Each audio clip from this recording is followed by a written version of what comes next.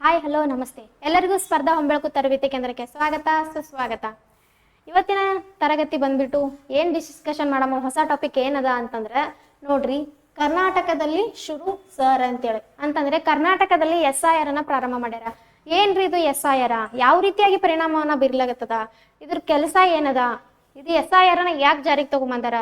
ಪ್ರಮುಖವಾಗಿ ಇದ್ರ ಉದ್ದೇಶ ಏನದ ಅಂತ ನೋಡಮ್ರಿ. ಇವತ್ತಿನ ತರಗತಿ ಬಂದ್ಬಿಟ್ಟು SIR ಕುರಿತು ಅಧ್ಯಯನ ಮಾಡೋಣ.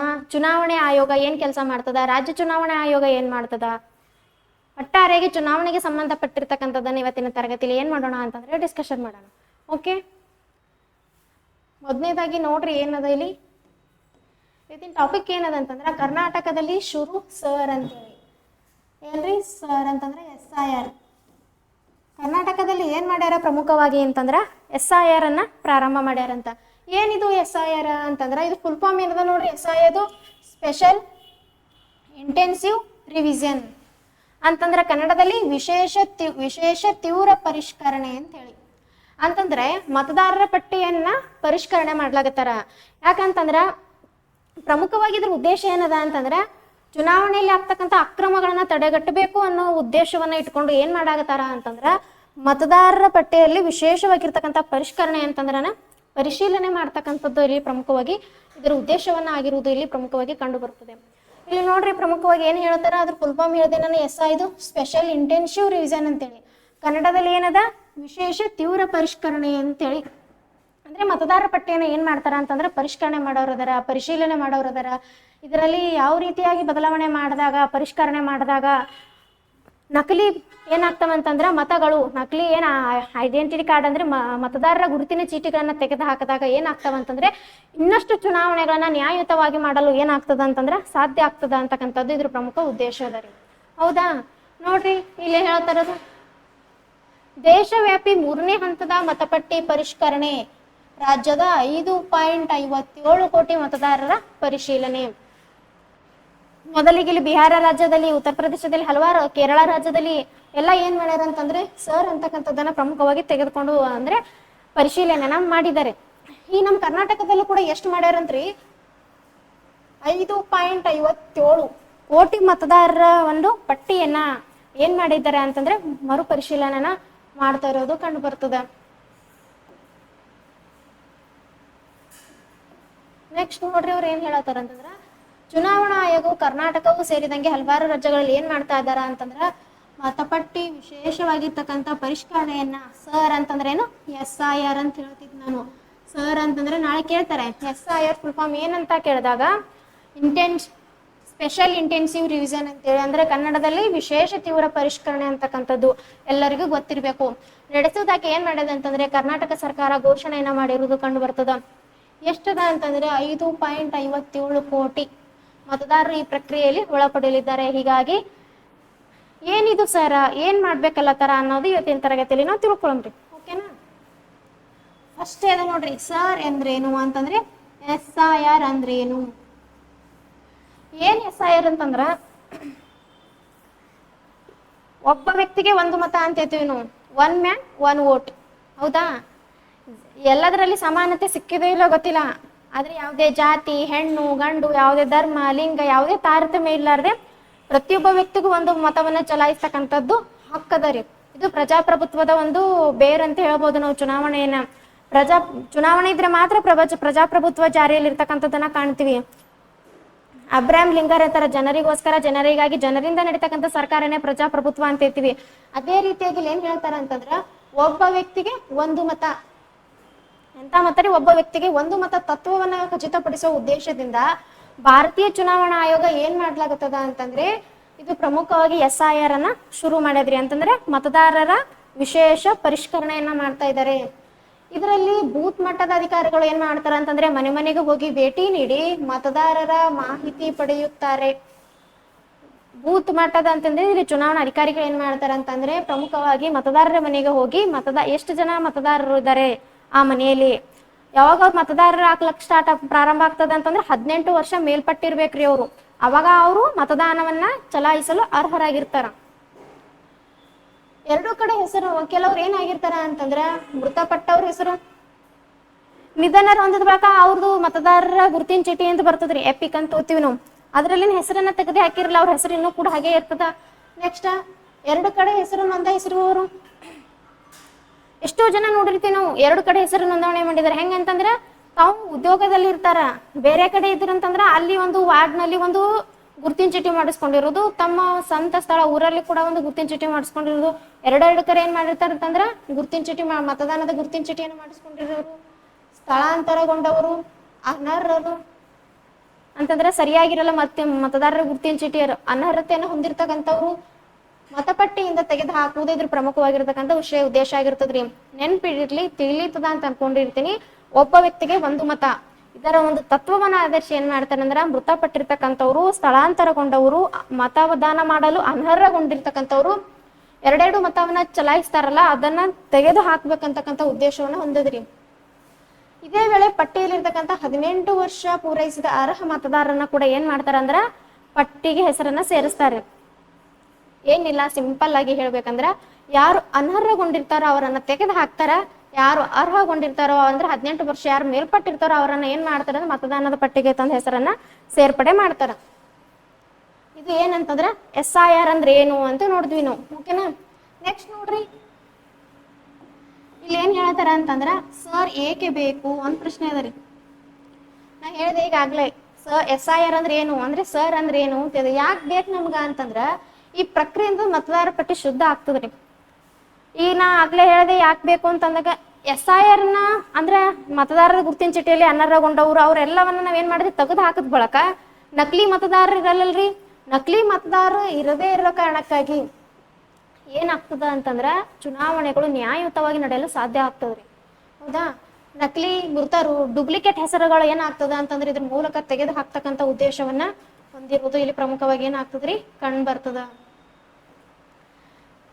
ಮೇನ್ ಉದ್ದೇಶನೇ ಇದೇ ಇದರಿ. ಯಾರು ನಕಲಿ ಮತದಾನವನ್ನ ಹೊಂದಿರ್ತಾರೋ, 2 ಕಡೆ ಮತವನ್ನ ಚಲಾಯಿಸ್ತಾರೋ, ಡೂಪ್ಲಿಕೇಟ್ ಹೆಸರುಗಳನ್ನ ಹೊಂದಿ ಮತ್ತೊಬ್ಬರಿಂದ ಮತವನ್ನ ಚಲಾಯಿಸ್ತಾರೋ ಅವರನ್ನ ತೆಗೆದು ಹಾಕಿ ಚುನಾವಣೆನ ಏನ್ ಮಾಡ್ಬೇಕು ಅಂತಂದ್ರೆ ನ್ಯಾಯಯುತವಾಗಿ ನಡೆಸಬೇಕು ಅನ್ನೋದು ಇದ್ರ ಪ್ರಮುಖವಾಗಿರ್ತಕ್ಕಂಥ ಒಂದು ಉದ್ದೇಶ. ಅರ್ಹರಾದವರೆಲ್ಲರೂ ಪಟ್ಟಿಗೆ ಸೇರ್ಪಡೆ ಆಗ್ತಾರ. ಇದರಿಂದ ನಕಲಿ ಮತದಾನ ಇಲ್ಲವಾಗಿ ಚುನಾವಣೆಗಳು ಹೆಚ್ಚು ನ್ಯಾಯಯುತವಾಗಿ ಮತ್ತು ನಿಖರವಾಗಿರ್ತವೆ. ನಾ ಈಗಾಗಲೇ ಹೇಳ್ದ ಹಾಗೆ ಚುನಾವಣೆನ ಏನ್ ಮಾಡ್ಬೇಕಲ್ಲತ್ತಾರ, ನಿಖರವಾಗಿ ನಡೆಸಬೇಕು, ನ್ಯಾಯಯುತವಾಗಿ ನಡೆಸಬೇಕು ಅಂತಂದ್ರ ಈ SIR ಕಾರ್ಯಕ್ರಮವನ್ನ ಕೈಗೊಳ್ಳಲೇಬೇಕು. ಇದರಿಂದ ವ್ಯವಸ್ಥೆಯ ಮೇಲೆ ಯಾವ ರೀತಿಯಾದ ಪರಿಣಾಮವನ್ನ ಬೀರ್ತದ ಅಂತಂದ್ರ, ನಕಲಿ ಮತದಾರರ ಹೆಸರುಗಳನ್ನ ತೆಗೆದು ಹಾಕುವುದರಿಂದ ಮತದಾನದ ಮೌಲ್ಯವನ್ನ ಹೆಚ್ಚಾಗ್ತದ. ಅಂದ್ರೆ ಅದರ ಬೆಲೆ, ಮತದಾನದ ಒಂದು ಬೆಲೆಯನ್ನ ಹೆಚ್ಚಾಗ್ತದ ಅಂತ ಹೇಳ್ತಾರ. ಮತದಾನದ ಮೌಲ್ಯಕ್ಕೊಂದು ಬೆಲೆ ಅದರಿ. ಎಂತ ಅಂದ್ರೆ ಒಂದು ಬಂದೂಕಿನ ಗುಂಡಿಗೆ ಎಷ್ಟು ಬೆಲೆ ಅದನ್ನ ಅದಕ್ಕಿಂತ ಹೆಚ್ಚು ಬೆಲೆ ಅದ ಅಂತ ಹೇಳ್ತೀವಿ ನಾವು ಮತದಾನಕ್ಕ. ಯಾಕಂತಂದ್ರೆ ಕೇವಲ ಒಂದೇ ಒಂದು ಮತದಿಂದ ಒಂದು ಸರ್ಕಾರವನ್ನ ಗೆಲ್ಲಿಸಬಹುದು, ಆ ಒಂದು ಸರ್ಕಾರವನ್ನ ಸೋಲಬಹುದು. ಅಂತಹ ಶಕ್ತಿ ಯಾವ್ದಕ್ಕಂದ್ರೆ ಮತದಾನಕ್ಕದರಿ. ಕೇವಲ ಒಂದು ಮತದಾನ ಮೂಲಕ ನಾವು ಯಾವುದೇ ಸರ್ಕಾರವನ್ನ ಆರಿಸ್ತೀವಿ, ಕೇವಲ ಒಂದೇ ಬಹುಮತದ ಮೂಲಕ ಏನಾಗ್ತದ ಅಂತಂದ್ರೆ ಸರ್ಕಾರ ಕೆಳಗೆ ಬೀಳ್ತಕ್ಕಂಥ ಎಷ್ಟೋ ಚಾನ್ಸಸ್ಗಳು ಕೂಡ ಆಗಿ ಹೋಗಿದವ. ಅದೇ ಏನ್ ಹೇಳತ್ತಾರ ಇವರು, ಈ ವ್ಯವಸ್ಥೆಯ ಮೇಲೆ ಏನ್ ಪರಿಣಾಮ ಬೀರುವುದಿದೆ ಅಂದಾಗ ಮತದಾನದ ಮೌಲ್ಯ ಹೆಚ್ಚಾಗ್ತದ್ರಿ. ಏನ್ ಹೇಳ್ತಾರ ಅಂತಂದ್ರ ಮತದ ಮೌಲ್ಯ ಹೆಚ್ಚಾಗ್ತದ ಅಂತ ಹೇಳ್ತಾರ. ಒಬ್ಬ ವ್ಯಕ್ತಿ ಒಂದು ಮತ, ಏನ್ರಿ ಒಬ್ಬ ವ್ಯಕ್ತಿ ಒಂದು ಮತ ಅಂತಕ್ಕಂಥದ್ದು ಏನಾಗ್ತದಂದ್ರ ಖಚಿತ ಆಗ್ತದ. ಚುನಾವಣೆಗಳ ಮೇಲೆ ಮತದಾರರ ವಿಶ್ವಾಸ ಏನಾಗ್ತದ, ಹೆಚ್ಚಾಗ್ತದ, ಒಂದು ನಂಬಿಕೆ ಬರ್ತಕ್ಕಂಥದ್ದು. ಮತದಾನದ ಕೇಂದ್ರಗಳಲ್ಲಿ ಗೊಂದಲ ಏನಾಗ್ತದ ಅಂತಂದ್ರೆ ಕಡಿಮೆ ಆಗ್ತದ ಅಂತ ಹೇಳ್ತೀವಿ ನಾವು. ಯಾವಾಗ ಮತದಾನದ ಮೇಲೆ ಜನರಿಗೆ ವಿಶ್ವಾಸವನ್ನ ಮೂಡ್ತದೋ ಅವಾಗ ತಾನಾಗಿ ಏನಾಗ್ತದ ಅಂತಂದ್ರ ಗೊಂದಲಗಳು ಕಡಿಮೆ ಆಗ್ತವ.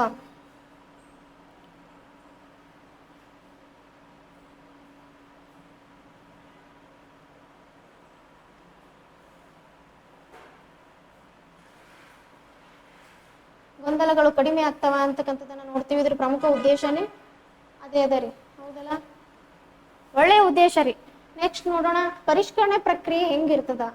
ಈಗ ಏನ್ ನೋಡಿದೀವಿ ನಾವು, SI ಅಂದ್ರೆ ಏನು, ಯಾಕೆ ಬೇಕು ಅಂತ ನೋಡಿದ್ವಿ. ಯಾಕೆ SIR ಅಂದ್ರೆ ಏನಂತ ಗೊತ್ತಾಯ್ತು, ಏಕ್ ಬೇಕು ಅಂತ ಗೊತ್ತಾಯ್ತು. ಈಗ ಏನ್ ಹೇಳ್ತಾರ, ಪರಿಷ್ಕರಣೆ ಪ್ರಕ್ರಿಯೆ ಹೇಗಿರ್ತದ, ಯಾವ ರೀತಿಯಾಗಿರ್ತದ ಅಂತಂದ್ರ ಮನೆ ಮನೆಗೆ ಎಣಿಕೆಯನ್ನ ಮಾಡ್ತಾರ ಅಂತಂದ್ರೆ ಇಲ್ಲಿ ಬೂತ್ ಲೆವೆಲ್ ಇರ್ತಕ್ಕಂಥ ಅಧಿಕಾರಿಗಳು BLO ಅಂತ ಹೇಳ್ತೀವಿ ನಾವು. ಅವ್ರು ಏನ್ ಮಾಡ್ತಾರ ಅಂತಂದ್ರ ಪ್ರತಿ ಮನೆಗೆ ಹೋಗಿ ಅಂದ್ರೆ ಫಾರ್ಮ್ ನೀಡ್ತಾರಂತ. ಆ ಫಾರ್ಮ್ ನೀಡಿ ಅಲ್ಲಿರ್ತಕ್ಕಂಥ ಅವ್ರ ಹೆಸರನ್ನ, ವಿಳಾಸಗಳನ್ನ, ವಿಳಾಸ, ವಯಸ್ಸು, ಆಧಾರ್ ಕಾರ್ಡ್ ನಂಬರು ಇತ್ಯಾದಿ ವಿವರಗಳನ್ನ ಭರ್ತಿ ಮಾಡಿ ಸಹಿ ಮಾಡಿ ಮರುಕಳಿಸ್ಬೇಕು. ಗೊತ್ತಾಯ್ತಾ? ಫಸ್ಟ್ ಏನ್ ಹಂತ ಏನ್ ಮಾಡ್ತಾರ, ಮನೆ ಮನೆಗೆ ಹೋಗಿ ಭೇಟಿಯನ್ನ ನೀಡಿ ಅವ್ರಿಗೆ ಒಂದು ಫಾರ್ಮ್ ನೀಡ್ತಾರೆ. ಒಂದು ಫಾರ್ಮ್ ನೀಡಿ ಅವ್ರ ಹೆಸರುಗಳನ್ನ, ವಿಳಾಸಗಳನ್ನ, ಅವ್ರ ಆಧಾರ್ ಕಾರ್ಡ್ ನಂಬರ್ ಆಗಿರೋದು ಪ್ರತಿಯೊಂದನ್ನ ಏನ್ ಮಾಡ್ತಾರ ಅಂತಂದ್ರೆ ಕಲೆಕ್ಟ್ ಮಾಡ್ಕೊಂಡ್ ಬರ್ತಾರ. ನೆಕ್ಸ್ಟ್ ಏನ್ ಮಾಡ್ತಾರ, ಕರಡು ಮತ ಪಟ್ಟಿ ಪ್ರಕಟಣೆ ಏನ್ ಮಾಡ್ತಾರ, ಹೋಗಿ ಫಾರ್ಮ್ ಏನ್ ತುಂಬ್ಕೊಂಡ್ ಬಂದಿರ್ತಾರಲ್ಲ ಅದ್ರಲ್ಲಿ ಇರ್ತಕ್ಕಂಥವೆಲ್ಲವೂ ಏನ್ ಡಾಕ್ಯುಮೆಂಟ್ಸ್ ಅಥವಾ ನಂಬರ್ಗಳು ಸರಿಯಾಗಿದಾವ ಅಂತ ಪರಿಶೀಲನೆಯನ್ನ ಮಾಡಿ ಏನ್ ಮಾಡ್ತಾರ ಅಂತಂದ್ರ ಹೊಸ ಕರಡು ಮತ ಪಟ್ಟಿ ಪ್ರಕಟ ಮಾಡ್ತಾರ. ಅದಾದ ನಂತರ ನೋಡ್ರಿ ಏನ್ ಮಾಡ್ತಾರ, ಹಕ್ಕು ಮತ್ತು ಆಕ್ಷೇಪಣೆಗಳ ಅವಧಿ ಅಂತೇಳಿ, ಈ ಸಮಯದಲ್ಲಿ ನಿಮ್ ಹೆಸರು ಬಿಟ್ಟು ಹೋದ್ರೆ ಸೇರಿಸಲು ಅರ್ಜಿ ಸಲ್ಲಿಸಬಹುದು ಅಥವಾ ತಪ್ಪು ವಿವರಗಳ ಬಗ್ಗೆ ಆಕ್ಷೇಪಣೆಗಳನ್ನ ಸಲ್ಲಿಸಬಹುದು. ಅರ್ಥ ಆಗ್ಲತ್ತದಂತ ಅನ್ಕೊಂಡಿನ್ರಿ. ಏನ್ ಹೇಳತ್ತಾರ ಅವರು, ಹಕ್ಕು ಮತ್ತು ಆಕ್ಷೇಪಣೆಗಳ ಅವಧಿ ಅಂತಂದ್ರ ಈಗ ಹೆಸರುಗಳನ್ನ ತಗೊಂಡು ಹೋದ್ರು, ಪರಿಶೀಲನೆಯನ್ನ ಮಾಡಿದ್ರು, ಅದಾದ ನಂತರ ನಮ್ದು ಇನ್ನವರೆಗೂ ಕೆಲವರು ಎಷ್ಟು ಅಕ್ಷರಸ್ಥರಿದ್ರು ಕೂಡ ಇನ್ನು ಮತದಾರರ ಪಟ್ಟಿನ ಅಲ್ಲಿ ಹೆಸರೇ ಸೇರ್ಪಡೆ ಮಾಡಿಲ್ಲ ಅಂತವ್ರು ಏನ್ ಮಾಡ್ಬೋದು, ಈ ಸಮಯದಲ್ಲಿ ಹೆಸರಿಗೆ ಅರ್ಜಿಯನ್ನ ಸಲ್ಲಿಸಬಹುದು, ಅರ್ಜಿನ ಹಾಕ್ಬಹುದು. ಕೆಲವೊಬ್ಬರದ್ದು ಮತದಾರ ಪಟ್ಟಿಯಲ್ಲಿ ತಪ್ಪುಗಳಾಗಿರ್ತಾವ, ಹೆಸರುಗಳನ್ನಾಗಿರ್ಬೋದು, ಸರ್ನೇಮ್ ಅಂತ ಅಡ್ಡ ಹೆಸರುಗಳಾಗಿರ್ಬೋದು, ಯಾವ್ದಾದ್ರು ಹೆಸರುಗಳನ್ನ ತಪ್ಪಾಗಿದ್ರೆ ಏನ್ ಮಾಡ್ಬೋದು ಅಂತಂದ್ರ ಅವ್ರಿಗೆ ಹೇಳ್ಬೋದು, ಆಕ್ಷೇಪಣೆಯನ್ನ ಸಲ್ಲಿಸಬಹುದು, ನಮ್ದು ಈ ಹೆಸರು ತಪ್ಪಾಗಿದೆ ಅಂತ ಸಲ್ಲಿಸಬಹುದು ಅಂತ. ನೆಕ್ಸ್ಟ್ ನೋಡ್ರಿ, ಪರಿಶೀಲನೆ ಮತ್ತು ನಿರ್ಧಾರ. ಅಧಿಕಾರಿಗಳು ಅರ್ಜಿಗಳನ್ನ ಪರಿಶೀಲಿಸಿ ಏನ್ ಮಾಡ್ತಾರ, ಕೊನೆಯದಾಗಿ ಅಂತಂದ್ರ ನಿರ್ಧಾರಗಳನ್ನ ತೆಗೆದುಕೊಳ್ತಾರ. ಅಂತಿಮ ಮತಪಟ್ಟಿ ಪ್ರಕಟ ಆಗ್ತದ. ಎಲ್ಲಾ ಪ್ರಕ್ರಿಯೆಗಳ ನಂತರ ಅಂತಿಮ ಶುದ್ಧ ಮತಪಟ್ಟಿ ಬಿಡುಗಡೆ ಆಗ್ತದ ಅಂತ ನೋಡ್ತೀವಿ. ಗೊತ್ತಾಯ್ತಾ? ಯಾವ ರೀತಿಯಾಗಿ ಮಾಡ್ತಾರ ಅಂತಂದ್ರ ಫಸ್ಟ್ ಏನ್ ಮಾಡ್ತಾರ, ಎಲ್ಲರದು ಮನೆ ಮನೆಗೆ ಹೋಗ್ತಾರ. ಮನೆ ಮನೆಗೆ ಹೋಗಿ ಏನ್ ಮಾಡ್ತಾರ್ರಿ, ಅಲ್ಲಿ ಅವ್ರಿಗೆ ಒಂದು ಫಾರ್ಮ್ ನೀಡ್ತಾರ. ಅಲ್ಲಿ ಅವ್ರದ್ದು ಹೆಸರು, ವಿಳಾಸ ಎಲ್ಲವನ್ನ ಏನ್ ಮಾಡ್ತಾರ ಅಂತಂದ್ರೆ ಕಲೆಕ್ಟ್ ಮಾಡ್ತಾರ. ಅದ್ರಲ್ಲಿ ಇರ್ತಕ್ಕಂಥ ಎಲ್ಲಾ ವಿವರಗಳು ಸರಿಯಾಗಿದಾವ, ಅವ್ರು ಕೊಟ್ಟಿರ್ತಕ್ಕಂಥದ್ದನ್ನ ಸರಿಯಾಗಿದೆ ಎಲ್ಲ ಪರಿಶೀಲನೆ ಮಾಡ್ತಾರ. ಅದಾದ ನಂತರ ಪಟ್ಟಿ ಬಿಡುಗಡೆ ಮಾಡ್ತಾರ. ಅದಾದ ನಂತರ ಏನ್ ಮಾಡ್ತಾರ ಅಂತಂದ್ರೆ ಮತದಾರರು ಹೆಸರುಗಳಲ್ಲಿ ಏನಾದ್ರೂ ತಪ್ಪುಗಳಾಗಿದ್ರೆ ಏನ್ ಮಾಡ್ಬಹುದು ಅವರು ಅಂತಂದ್ರೆ ತಿದ್ದುಪಡಿಯನ್ನ ಮಾಡಿಕೊಳ್ಬಹುದು. ಅದಾದ ನಂತರ ಕೊನೆಯದಾಗಿ ಏನ್ ಮಾಡ್ತಾರೆ ಅಂತಂದ್ರೆ ಮತಪಟ್ಟಿಯನ್ನ ಬಿಡುಗಡೆ ಮಾಡ್ತಾರ ಅಧಿಕಾರಿಗಳು. ಹೌದಾ? ಇಷ್ಟ ಅರ್ಥ ಆಗಿದೆ ಅಂತ ಅನ್ಕೊಂಡಿದ್ದೀನಿ. ನೋಡ್ರಿ ಮುಂದೆ ಏನಾಗ್ತದ ಅಂತ ನೋಡೋಣ ಬನ್ನಿ. 2 ಹಂತದ ಈಗ ನೆಕ್ಸ್ಟ್ ಇದು ನೋಡೋಣ. ನೀವೇನ್ ಮಾಡ್ಬೇಕು, ಅವ್ರು ಏನ್ ಮಾಡ್ಬೇಕು ಅಂತ ಹೇಳಿದ್ರು, ಈಗ ನಾವ್ ಏನ್ ಮಾಡ್ಬೇಕು ಅನ್ನೋದನ್ನ ನೋಡೋಣ. ನೀವು ಏನ್ ಮಾಡ್ಬೇಕು ಅಂತ ಕೇಳ್ತಾರ ಅವರು. ತಕ್ಷಣ ಹೆಸರು ಪರಿಶೀಲಿಸ್ರಿ. ನಾವ್ ಏನ್ ಮಾಡ್ಬೇಕು ನೋಡ್ರಿ, ವೋಟರ್ಸ್ ಇಲ್ಲಿ ಇದು ಕೊಟ್ಟಾರ ಅವರು, ಏನಂತೀವಿ ನಾವು ವೆಬ್ಸೈಟ್, ವೋಟರ್ಸ್ ಎಪಿಕ್ ಗೌರ್ಮೆಂಟ್ ಏನಂತೆ. ಎಪಿಕ್ ಅಂತಂದ್ರೆ UPIC ಅಂತೀವ್ರಿ ನಾವು. UPIC ಅಂತಂದ್ರೆ ಎಲೆಕ್ಟ್ರಾನಿಕ್ ಫೋಟೋ ಐಡೆಂಟಿಟಿ ಕಾರ್ಡ್ ಅಂತೇಳಿ. ಅಂದ್ರೆ ನಾವು ಕನ್ನಡದಲ್ಲಿ ಏನಂತೀವ್ರಿ, ಮತದಾನದ ಗುರುತಿನ ಚೀಟಿ. ಮತದಾನದ ಗುರುತಿನ ಚೀಟಿ ಹೌದಲ್ರಿ, ಮತದಾರರ ಗುರುತಿನ ಚೀಟಿ ಎಪಿಕ್ ಅಂತ ಅಂತೀವಿ. ಎಲೆಕ್ಟ್ರಾನಿಕ್ ಫೋಟೋ ಐಡೆಂಟಿಟಿ ಕಾರ್ಡ್ ಅಂತೇಳಿ, ಎಲೆಕ್ಟ್ರಾನಿಕ್ ಅಲ್ಲ ಸಾರಿ, ಎಲೆಕ್ಷನ್ ಫೋಟೋ ಐಡೆಂಟಿಟಿ ಕಾರ್ಡ್ ಅಂತೇಳಿ ಮತದಾರರ ಗುರುತಿನ ಚೀಟಿ ಅಂತ ನಾವು ನೋಡ್ತೀವಿ. ಹೌದಾ? ಇಲ್ಲಿ ನೋಡ್ರಿ, ತಕ್ಷಣ ಹೆಸರು ಪರಿಶೀಲನೆ ಮಾಡಬೇಕು ಅಂತ ವೋಟರ್ಸ್ ಎಪಿಕ್ ಗೌರ್ಮೆಂಟ್ ಅಂತಕ್ಕಂಥ ವೆಬ್ಸೈಟಿಗೆ ಹೋಗ್ರಿ. ಹೋಗಿ ಹೆಸರು ಮತಪಟ್ಟಿಯಲ್ಲಿ ಇದೆ ಅಂತ ಪರಿಶೀಲಿಸ್ಕೊಳ್ರಿ. ಮತದಾರರ ಗುರುತಿನ ಚೀಟಿಯಲ್ಲಿ ನಮ್ಮ ಹೆಸರು ಆದೋ ಇಲ್ಲೋ ಅನ್ನೋದನ್ನ ಮೊದಲು ನೀವು ಏನ್ ಮಾಡ್ರಿ, ಕನ್ಫರ್ಮ್ ಮಾಡ್ಕೊಳ್ರಿ. ಅದಾದ ನಂತರ ವೋಟರ್ ಹೆಲ್ಪ್ ಲೈನ್ ಆ್ಯಪ್ ಅಂತ ಡೌನ್ಲೋಡ್ ಮಾಡಿ ಮಾಹಿತಿಯನ್ನ ಪಡೆದುಕೊಳ್ಬೇಕು. ಯಾವ ಆ್ಯಪ್ ಅದರಿ? ವೋಟರ್ ಹೆಲ್ಪ್ ಲೈನ್ ಆ್ಯಪ್ ಅಂತೇಳಿ. ಇದ್ರಲ್ಲಿ ಹೋಗಿ ಏನ್ ಮಾಡ್ಬೋದು, ನೀವು ಇನ್ನಷ್ಟು ಮಾಹಿತಿಗಳನ್ನ ಪಡ್ಕೊಳ್ಬಹುದು. ನೆಕ್ಸ್ಟ್ 1950 ಸಂಖ್ಯೆಗೆ ನಿಮ್ಮ ಎಪಿಕ್ ನಂಬರ್ ಎಂಬ ಕಳಿಸಿ ಪರಿಶೀಲಿಸಬಹುದು. ಅಂತಂದ್ರೆ 1950 ಅಂತಕ್ಕಂಥ ಸಂಖ್ಯೆ ಅದರಿ. ಅದಕ್ಕೆ ಏನ್ ಮಾಡ್ಬೋದು, ನಾವು ಒಂದು ಐಡೆಂಟಿಟಿ ಕಾರ್ಡ್ ಇರ್ತದಲ್ಲ, ಮತದಾರರ ಗುರುತಿನ ಚೀಟಿದ ನಂಬರ್ ಅನ್ನ ಕಳಿಸಿ ಏನ್ ಮಾಡಂತಂದ್ರೆ ನೀವು ಪರಿಶೀಲಿಸಬಹುದು ಅಂತ ಹೇಳ್ತಾರ. ನೆಕ್ಸ್ಟ್ ನೋಡ್ರಿ, ಫಸ್ಟ್ ಒನ್ ಏನ್ ಮಾಡ್ಬೇಕು, ವೆಬ್ಸೈಟಿಗೆ ಹೋಗ್ಬೇಕು. ಅದರ ಮತದಾರರ ಹೆಸರಿನಲ್ಲಿ ನಮ್ಮ ಹೆಸರು ಆದೋ ಇಲ್ಲೋ ಅನ್ನೋದು ಕನ್ಫರ್ಮ್ ಮಾಡ್ಕೋಬೇಕು. ಅದಾದ ನಂತರ ಏನ್ ಮಾಡ್ಬೇಕು ಅಂತಂದ್ರೆ 1950 ಅಂತ ಹೇಳಿ ನಂಬರ್ ಅದ, ಆ ನಂಬರ್ಗೆ ನಮ್ದು ಮತದಾರರ ಗುರುತಿನ ಚೀಟಿ ನಂಬರ್ ಅನ್ನ ಕಳಿಸಿ ಮಾಹಿತಿಯನ್ನ ಪಡೆದುಕೊಂಡು ಏನ್ ಮಾಡಬಹುದು, ನಾವು ಪರಿಶೀಲನೆಯನ್ನ ಮಾಡ್ಕೊಳ್ಬಹುದು. ನೆಕ್ಸ್ಟ್ 2ನೇ ಹಂತ ಏನ್ ಹೇಳ್ತಾರ ನೋಡ್ರಿ,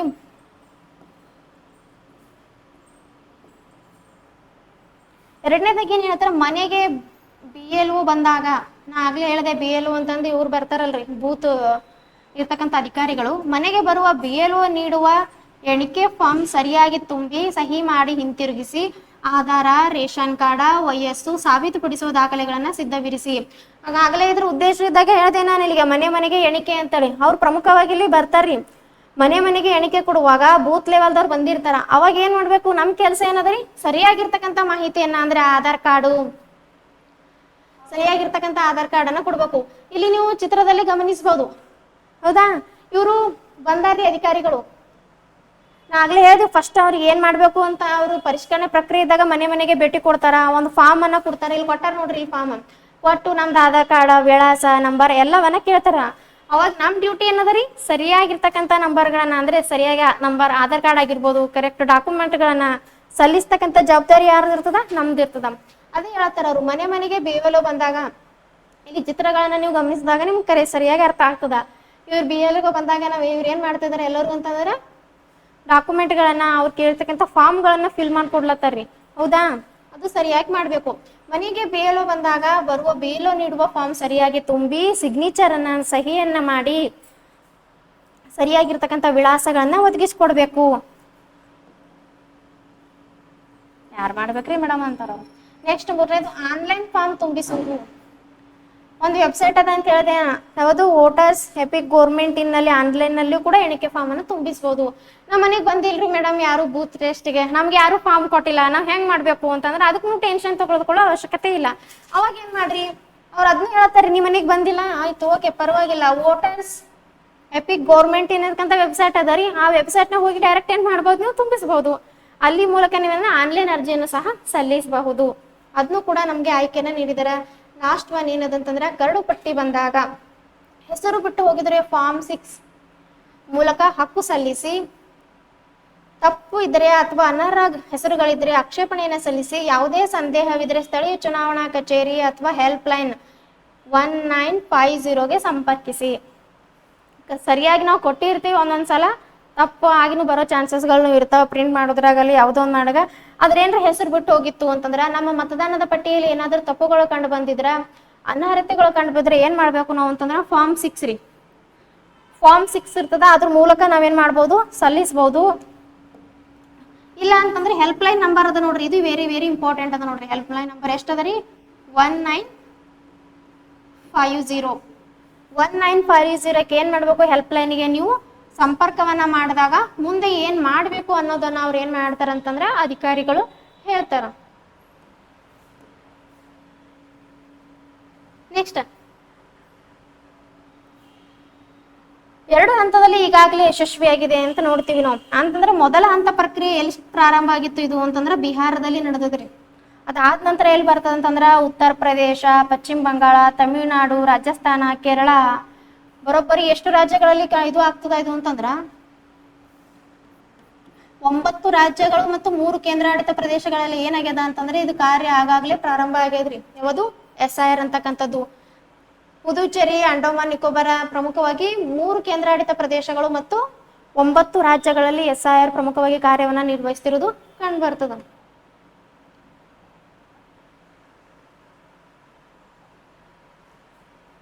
ಇಪ್ಪತ್ನಾಲ್ಕು ವರ್ಷಗಳ ಬಳಿಕ ಪ್ರಕ್ರಿಯೆ ಪ್ರಾರಂಭ ಆಗ್ಯದ ಅಂತ ಹೇಳ್ತಾರ್ರಿ ಅವರು.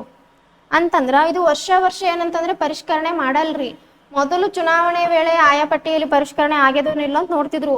ಇದು ಈಗ ಆಲ್ರೆಡಿ ಕರ್ನಾಟಕದಾಗ ಯಾವಾಗ ಆಗೈತೆ ಅಂತಂದ್ರ 2002ಕ್ಕೆ ಆಗ್ಯದ್ರಿ.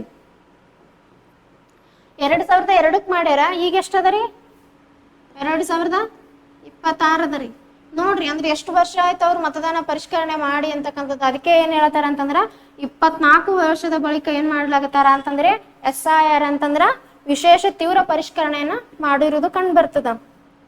ನೆಕ್ಸ್ಟ್ ಇತ್ತೀಚಿನ ವಿವಾದಗಳೇನವ ನಾವೇನ್ ನೋಡಿದ್ವಿ ಅಂತಂದ್ರ SIR ಅಂದ್ರೆ ಏನು, ಯಾಕೆ ಬೇಕು, ಅದ್ರ ಪರಿಷ್ಕರಣೆ ಯಾವ ರೀತಿ ಇರ್ತದ, ಅದಕ್ಕೆ ನಾವೇನ್ ಮಾಡ್ಬೇಕು, ಈಗಾಗಲೇ ಎಲ್ಲೆಲ್ಲಿ ಜಾರಿ ಆಗ್ಯದ, ಎಷ್ಟು ವರ್ಷಗಳ ನಂತರ ಈ ಕಾರ್ಯವನ್ನ ಕೈಗೊಳ್ಳಗುತ್ತಿದಾರ, ಅದಾದ ನಂತರ ಬರ್ತಕ್ಕಂಥದ್ದು ಇತ್ತೀಚಿನ ವಿವಾದಗಳೇನವ ಅಂತಂದ್ರ SIR ಮಾಡಿದಾದ ನಂತರ ಏನ್ ವಿವಾದಗಳು ಉಂಟಾಗ್ಯವ ಅಂತ ನೋಡೋಣ. ಬಿಹಾರ, ಪಶ್ಚಿಮ ಬಂಗಾಳ, ಉತ್ತರ ಪ್ರದೇಶ, ತಮಿಳುನಾಡು ಇತ್ಯಾದಿ ರಾಜ್ಯಗಳಿಗೆ ಕೋಟಿಗಟ್ಟಲೆ ಹೆಸರುಗಳನ್ನ ಅಂತಂದ್ರೆ ನೋಡ್ರಿ. ಪಶ್ಚಿಮ ಬಂಗಾಳದಲ್ಲಿ ಎಷ್ಟು ಜನ ಅಂದ್ರ 91 ಲಕ್ಷ ರೀ. ಒಬ್ರಲ್ಲ ಇಬ್ರಲ್ಲ, 1 ಲಕ್ಷ ಅಲ್ಲ, 2 ಲಕ್ಷ ಅಲ್ಲ, 91 ಲಕ್ಷ ಹೆಸರುಗಳನ್ನ ಮತದಾರರ ಪಟ್ಟಿಯಿಂದ ತೆಗೆದು ಹಾಕದಾಗಂತ್ರಿ. ಅಂದ್ರೆ ಅಷ್ಟು ನಕಲಿ ಮತಗಳು ಅನರ್ಹರು ಆಯ್ತು ಎರಡೆರಡು ಕಡೆ ಮತವನ್ನ ಹಾಕ್ಲಕ್ಕ ಏನಂತೀವ್ ಮಾಡಿಸಿಟ್ಟಿರ್ತಾರ ಅವ್ರೆಲ್ಲರನ್ನ ತೆಗೆದು ಹಾಕ್ಯಾರಿ. ಎಷ್ಟು ಅಂತಂದ್ರೆ ಪಶ್ಚಿಮ ಬಂಗಾಳದಲ್ಲಿ 91 ಲಕ್ಷ ಮತದಾರರ ಪಟ್ಟಿಯಿಂದ ಹೆಸರನ್ನ ತೆಗೆದು ಹಾಕಲಾಗ್ಯದ.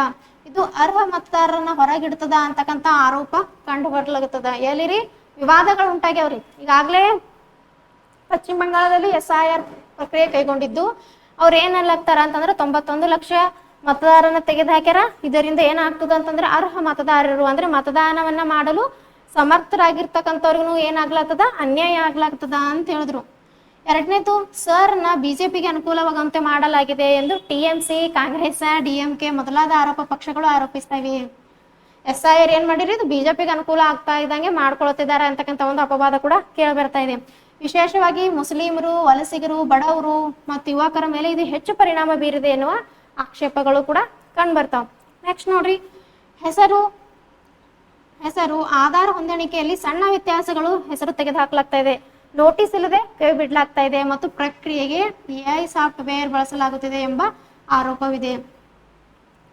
ಅಂದ್ರೆ ಸ್ವಲ್ಪ ವ್ಯತ್ಯಾಸಗಳು ಕೂಡ ಕಂಡು ಬಂದ್ರು ಕೂಡ ಏನ್ ಮಾಡ್ಲಾಗ್ತಾರ ಅಂತಂದ್ರೆ ಅವ್ರ ಹೆಸರನ್ನ ಮತದಾನದ ಪಟ್ಟಿಯಿಂದ ತೆಗೆದು ಹಾಕ್ತಕ್ಕಂತ ಆರೋಪ ಕೇಳಿ ಬರ್ತಾ ಇದೆ. ನೆಕ್ಸ್ಟ್ BLOಗಳ ಮೇಲೆ ತೀವ್ರ ಕೆಲಸದ ಒತ್ತಡ, ಅದರಿಂದಾಗಿ ಸಾವು, ವಲಸಿಗರಿಗೆ ತೊಂದರೆ, ಹೆಸರು ಕಳೆದುಕೊಳ್ಳುವ ಭೀತಿಯಿಂದ ಆತ್ಮಹತ್ಯೆ ಮೊದಲಾದ ಆರೋಪಗೋಸ್ಕರ ಬಂಗಾಳದಲ್ಲಿ TMC ಮಾಡಿದೆ ಅಂತ. ಯಾಕಂದ್ರೆ ಜಾಸ್ತಿ ತೆಗೆದು ಹಾಕಿದ್ದು ಪಶ್ಚಿಮ ಬಂಗಾಳನೇ ಅನಿಸ್ತದ್ರಿ.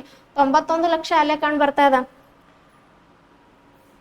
ನೆಕ್ಸ್ಟ್ ನೋಡ್ರಿ, ಇದು ಎಷ್ಟು ಹೆಸರಿಗೆ ಕೋಕ್ ಅಂತ ಕೊಟ್ಟಾರ. ಒಟ್ಟಾರೆ ಏನಾಗ್ತಾ ಇದೆ ಅಂತಂದ್ರೆ ಇದ್ರ ಉದ್ದೇಶ ಏನದು ಒಳ್ಳೇದಿದ್ರು ಕೂಡ ಕೆಲವೊಂದು ಯಾವುದೇ ಕಾರ್ಯಕ್ರಮಗಳನ್ನ ಜಾರಿಗೆ ತಂದ್ರು ಕೆಲವೊಂದಿಷ್ಟು ಅನುಕೂಲಗಳು ಇನ್ನೊಂದಿಷ್ಟು ಅನಾನುಕೂಲಗಳು ಎರಡೂ ಕೂಡ ಕಂಡು ಬರ್ತಾವ. ಅರ್ಥ ಆಯ್ತಾ ಇಷ್ಟು?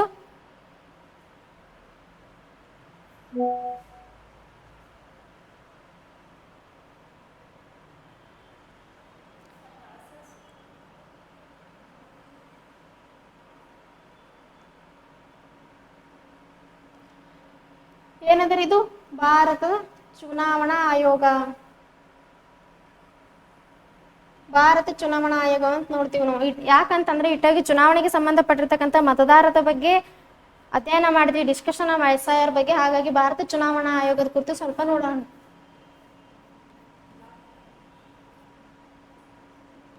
ಭಾರತ ಚುನಾವಣಾ ಆಯೋಗ ಯಾವಾಗ ಸ್ಥಾಪನೆ ಆಗ್ತದ್ರಿ? 1950 ಜನವರಿ 25ರಂದು ಏನಾಗ್ತದ ಅಂತಂದ್ರೆ ಭಾರತದ ಚುನಾವಣಾ ಆಯೋಗ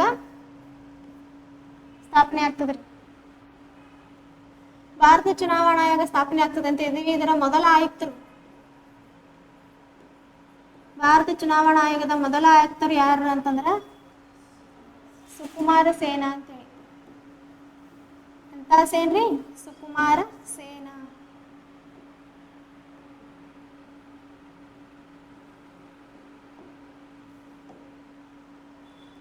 ಆಯುಕ್ತರಾದ್ರಿ ಸುಕುಮಾರ ಸೇನಾ. ಮೊದಲ ಆಯುಕ್ತೆ ಯಾರ್ರಿ?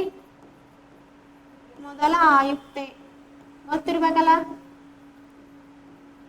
VS ರಮಾದೇವಿ ಅಂತೇಳಿ.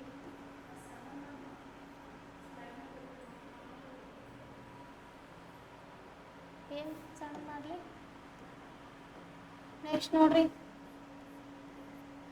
ಎಷ್ಟಕ್ಕೆ ಸ್ಥಾಪನೆ ಆಗ್ತಂದ್ರೆ 1950 ಜನವರಿ 25ರಂದು ಸ್ಥಾಪನೆ ಆಗ್ತದ. ಇದರ ಮೊದಲ ಆಯುಕ್ತ ಸುಕುಮಾರ್ ಸೇನ್ ಅಂತ ಹೇಳ್ತೀವಿ. ಮೊದಲ ಆಯುಕ್ತೆ ಅಂದ್ರೆ ಮಹಿಳೆ ಯಾರಿದ್ರು ಅಂತಂದ್ರ VS ರಮಾದೇವಿ. ನೆಕ್ಸ್ಟ್ ನೋಡ್ರಿ, ಅಂದ್ರೆ 25ನೇ ಆಯುಕ್ತರು. 25ನೇ ಆಯುಕ್ತರು ಯಾರು ಅಂತಂದ್ರ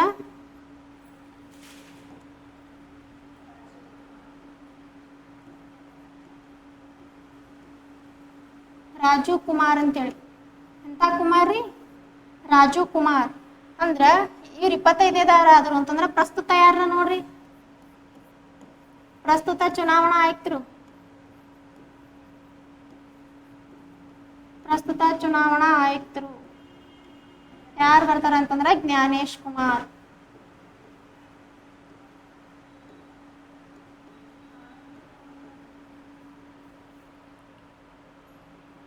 ಚೇಂಜ್ ಮಾಡ್ಕೋಬೇಕು, ಕಲರ್ ಚೇಂಜ್ ಮಾಡ್ಕೋಬೇಕು, ಕ್ಲಿಯರ್ ಕಾಣ್ತಾ ಇಲ್ಲ.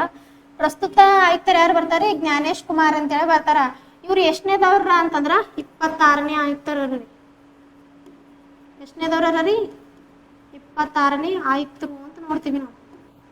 26ನೇ ಆಯುಕ್ತರು ಯಾರ ಅಂತಂದ್ರೆ ಜ್ಞಾನೇಶ್ ಕುಮಾರ್ ಅವರು. ಇದಕ್ಕ ಹಿಂದಿದ್ದವ್ರು ಯಾರ್ರಿ? ರಾಜು ಕುಮಾರ್. ಅವ್ರು 25ನೇ ಆಯುಕ್ತರಾಗಿದ್ರು. ಈಗ ಪ್ರಸ್ತುತ ಇರ್ತಕ್ಕಂಥವ್ರು ಜ್ಞಾನೇಶ್ ಕುಮಾರ್ ಅವ್ರು ಎಷ್ಟನೇ ಆಯುಕ್ತರಾರ ಅಂತಂದ್ರ 26ನೇ ಆಯುಕ್ತರಾರ ಅಂತ ನೋಡ್ತೀವಿ. ಪ್ರಮುಖವಾಗಿ ಇವ್ರ ಜೊತೆ ಇಬ್ರು ಆಯುಕ್ತರು ಬರ್ತಾರ್ರಿ. ಪ್ರಮುಖವಾಗಿ ಎಷ್ಟು ಜನ ಕಂಡು ಬರ್ತಾರ ಅಂತಂದ್ರ ಇಬ್ಬರು ಆಯುಕ್ತರು ಕೂಡ ಕಂಡು ಬರ್ತಾರ ಅಂತ ನೋಡ್ತೀವಿ. ನೆಕ್ಸ್ಟ್ ನೋಡ್ರಿ, ಅವ್ರು ಯಾರ್ಯಾರು ಅಂತ ನೋಡೋಣ. ಒಬ್ರು ಸುಖಬೀರ್ ಸಿಂಗ್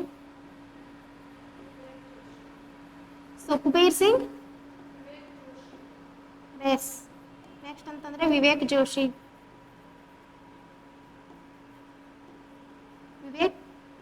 ಅಂತೇಳಿ. ಸುಖಬೀರ್ ಸಿಂಗ್ ಮತ್ತು ವಿವೇಕ್ ಜೋಶಿ ಅಂತೇಳಿ ನೋಡ್ತೀವಿ.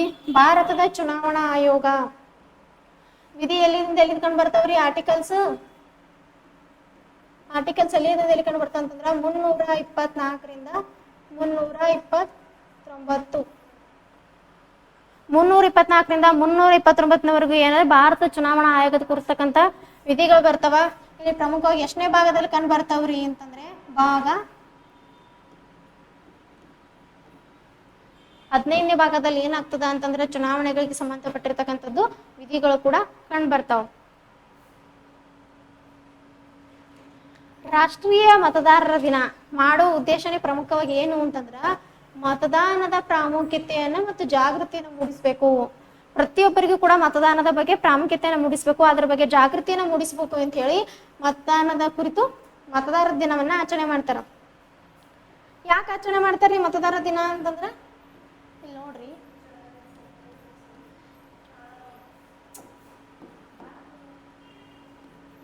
ಹತ್ತೊಂಬತ್ನೂರ ಐವತ್ತು ಜನವರಿ 25. 1950 ಜನವರಿ 25ಕ್ಕೆ ಏನಾಗ್ತದೆ ಅಂತ ಹೇಳಿದ್ರೆ ಚುನಾವಣಾ ಆಯೋಗ ಸ್ಥಾಪನೆ ಆಗ್ತದ್ರಿ. ಹೌದಾ? ಆ ಚುನಾವಣಾ ಆಯೋಗ ಸ್ಥಾಪನೆ ಆಗಿದ್ದರ ಒಂದು ಸವಿನೆನಪಿಗೆ ಏನ್ ಮಾಡ್ತಾರ ಅಂತಂದ್ರ ರಾಷ್ಟ್ರೀಯ ಮತದಾರರ ದಿನವನ್ನಾಗಿ ಆಚರಣೆ ಮಾಡ್ತಾರ್ರಿ.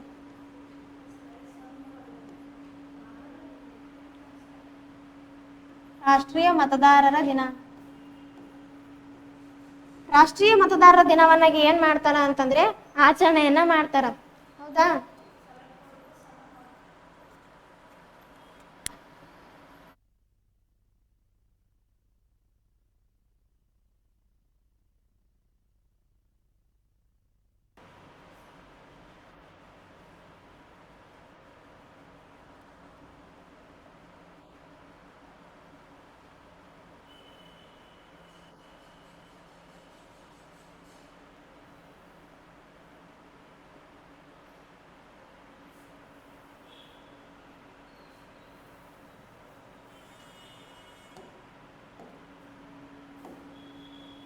ನೋಡ್ರಿ, ಪ್ರಮುಖವಾಗಿ ಎಷ್ಟಿಗೆ ಸ್ಥಾಪನೆ ಆಗ್ತದ ಅಂತ ಹೇಳ್ದೇನ? ಜನವರಿ 25, 1950. ಜನವರಿ 25, 1950ಕ್ಕೆ ಏನಾಗ್ತದ ಅಂತಂದ್ರೆ ಚುನಾವಣಾ ಆಯೋಗ ಸ್ಥಾಪನೆ ಆಗ್ತದ ಅಂತ ಹೇಳ್ದ. ಅದರ ಒಂದು ಸವಿ ನೆನಪಿಗಾಗಿ ಜನವರಿ 25 ಏನ್ ಮಾಡ್ತಾರ ಅಂತಂದ್ರೆ ರಾಷ್ಟ್ರೀಯ ಮತದಾರರ ದಿನವನ್ನಾಗಿ ಏನ್ ಮಾಡ್ತಾರ ಅಂತಂದ್ರೆ ಆಚರಣೆಯನ್ನ ಮಾಡ್ತಾರ. 2011 ಏನ್ ಮಾಡ್ತಾರ ಅಂತಂದ್ರೆ ಪ್ರಮುಖವಾಗಿ ಆಚರಣೆಯನ್ನ ಮಾಡ್ತಾ ಇರೋದು ಕಂಡು ಬರ್ತದ. ಪ್ರಾರಂಭ ಮಾಡಿದವ್ರು ಯಾರು ಅಂತಂದ್ರೆ ಪ್ರಾರಂಭಿಸಿದವ್ರು ಯಾರು ಅಂತಂದ್ರ ಪ್ರತಿಭಾ ದೇವಿ ಸಿಂಗ್. ಎಂತ ಸಿಂಗ್ ರೀ? ಪ್ರತಿಭಾ ದೇವಿ ಸಿಂಗ್. ಇವ್ರು ಏನ್ ಮಾಡ್ತಾರ ಅಂತಂದ್ರೆ ಪ್ರಾರಂಭವನ್ನ ಮಾಡ್ತಾರೆ. ಏನ್ರಿ? ರಾಷ್ಟ್ರೀಯ ಮತದಾರರ ದಿನವನ್ನಾಗಿ ಪ್ರಾರಂಭ ಮಾಡ್ತಾರ. ಪ್ರಮುಖವಾಗಿ ಇದ್ರ ಉದ್ದೇಶ ಏನಾಗಿರ್ತದ ಅಂತಂದ್ರ ಎಲ್ಲರಿಗೂ ಕೂಡ ಮತದಾನದ ಒಂದು ಪ್ರಾಮುಖ್ಯತೆಯನ್ನ, ಅದ್ರ ಬಗ್ಗೆ ಜಾಗೃತಿಯನ್ನ ಮೂಡಿಸಬೇಕು, ಪ್ರತಿಯೊಬ್ಬರು ಕೂಡ ಮತವನ್ನ ಚಲಾಯಿಸಬೇಕು ಅನ್ನೋದು ಉದ್ದೇಶದಿಂದ ಏನ್ ಮಾಡ್ತಾರ ಅಂತಂದ್ರ ರಾಷ್ಟ್ರೀಯ ಮತದಾರರ ದಿನವನ್ನ ಯಾವಾಗ ಆಚರಣೆ ಮಾಡ್ತೀವ್ರಿ? ಜನವರಿ 25 ಏನ್ ಮಾಡ್ತೀವಿ ಅಂತಂದ್ರೆ ರಾಷ್ಟ್ರೀಯ ಮತದಾರರ ದಿನವನ್ನಾಗಿ ಆಚರಣೆಯನ್ನ ಮಾಡ್ತೀವಿ.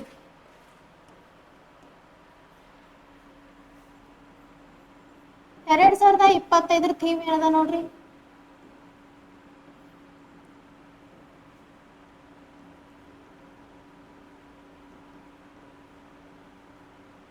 Nothing is a voting. Nothing is a voting.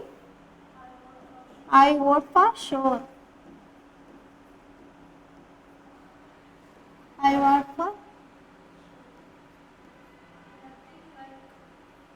ಅಂತಂದ್ರೆ ಕನ್ನಡದಲ್ಲಿ ಏನ್ರಿ ಇದ್ರ ಅರ್ಥ?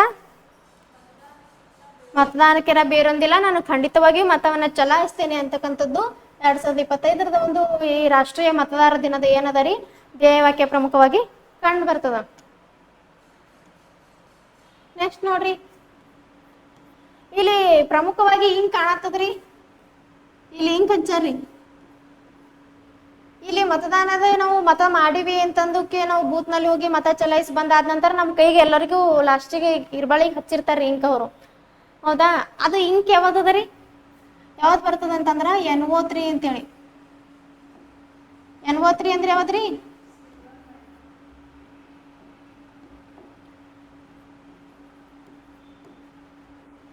ಸಿಲ್ವರ್ ನೈಟ್ರೇಟ್ ಅಂತೇಳಿ. ಸಿಲ್ವರ್ ನೈಟ್ರೇಟ್ ಅಂತಕ್ಕಂಥದ್ದು ಯಾವ್ದಂದ್ರ ನಮ್ಗೆ ಕೇಳ್ತಾರ ಮತದಾನದ ಸಮಯದಲ್ಲಿ ಹಚ್ತಕ್ಕಂಥ ಅಂದ್ರೆ ಬಳಸ್ತಕ್ಕಂಥ ಇಂಕ್ ಯಾವುದು ಅಂತಂದ್ರ NO3 ಅಂತ ಬರ್ತದೆ. ಯಾವುದು? Silver nitrate.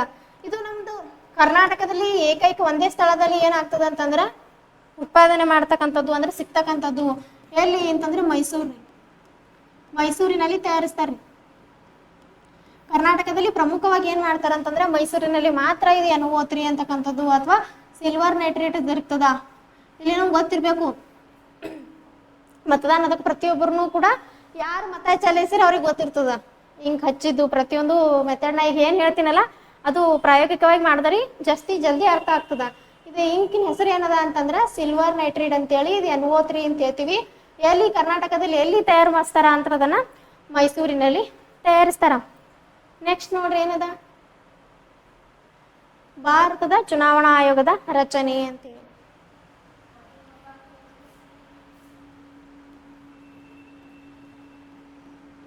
ವಿಧಿ ಎಲ್ಲಿ ತನಕ ಕಂಡು ಬರ್ತಾ ಅಂತ ಹೇಳಿದೇರಿನ 324ರಿಂದ 329. ಭಾಗ 15ನೇ ಭಾಗದಲ್ಲಿ ಏನಾಗ್ತದ ಅಂತಂದ್ರೆ 15ನೇ ಭಾಗದಲ್ಲಿ 324ರಿಂದ 329 ವಿಧಿಗಳ ತನಕ ಕಂಡು ಬರ್ತದ್ರಿ. ಹಾಗಂದ್ರೆ ಆ ವಿಧಿಗಳು ಏನೇನ್ ತಿಳಿಸ್ತಾವ ಅಂತ ನೋಡ್ರಿ. ಇದಕ್ಕೆ ಏನದ ಅಂತಂದ್ರೆ ಪ್ರಮುಖವಾಗಿ ಒಂದು ಕೋಡ್ ಕಂಡು ಬರ್ತದ. ಕೋಡ್ ಅಂದ್ರೆ ಈಸಿಲಿ ಏನ್ ಮಾಡ್ಬೋದು, ಈ ಕೋಡ್ ಮೂಲಕ ನಾವು ಆರ್ಟಿಕಲ್ಸ್ ಗಳನ್ನ ನೆನ್ಪಿಡ್ಬೋದು. CM ವ್ಯಾನ್ ಅಂತೇಳಿ. ಈ CM ವ್ಯಾನ್ ಕೋಡ್ ನೆನ್ಪಿಟ್ರಿ ಅಂತಂದ್ರೆ ಸುಲಭವಾಗಿ ಚುನಾವಣೆ ಆಯೋಗಕ್ಕೆ ಸಂಬಂಧಪಟ್ಟಿರ್ತಕ್ಕಂಥ ಕೋಡ್ಗಳನ್ನ ನಾವು ನೆನ್ಪಿಟ್ಬೋದು. 1 by 1 ನೋಡ್ಕೊಂತ ಹೋಗೋಣ. ಈಗ ಫಸ್ಟ್ ಒನ್ ಏನದ ರೀ, ಸಿ ಅಂದ್ರ 324ನೇ ವಿಧಿ. ಏನ್ ಹೇಳ್ತದ್ರಿ 324ನೇ ವಿಧಿ ಅಂತಂದ್ರೆ ಕೇಂದ್ರ ಚುನಾವಣಾ ಆಯೋಗದ ಕುರಿತು ಹೇಳ್ತದ್ರಿ. ಕೇಂದ್ರ ಚುನಾವಣಾ ಆಯೋಗ 324ನೇ ವಿಧಿ ಏನ್ ತಿಳಿಸ್ತದ್ರಿ, ಕೇಂದ್ರ ಚುನಾವಣಾ ಆಯೋಗದ ಕುರಿತು ತಿಳಿಸ್ತದ. ನೆಕ್ಸ್ಟ್ 324 ಸಬ್ ಪಾಯಿಂಟ್ 1. 324 ಸಬ್ ಪಾಯಿಂಟ್ 1 ವಿಧಿ ಏನ್ ತಿಳಿಸ್ತದ ಅಂತಂದ್ರ ರಾಷ್ಟ್ರಪತಿಯವರು ಏನ್ ಮಾಡ್ತಾರ ಅಂತಂದ್ರೆ ಚುನಾವಣಾ ಆಯುಕ್ತರನ್ನ ನೇಮಕ ಮಾಡ್ತಾರೆ. ರಾಷ್ಟ್ರಪತಿಯವರು ಚುನಾವಣಾ ಆಯುಕ್ತರು ಮತ್ತು ಅವ್ರ ಜೊತೆಗೆ ಇತರೆ ಆಯುಕ್ತರು ಸಹ ನೇಮಕ ಮಾಡೋರು ಯಾರಾಗಿರ್ತಾರ ಅಂತಂದ್ರೆ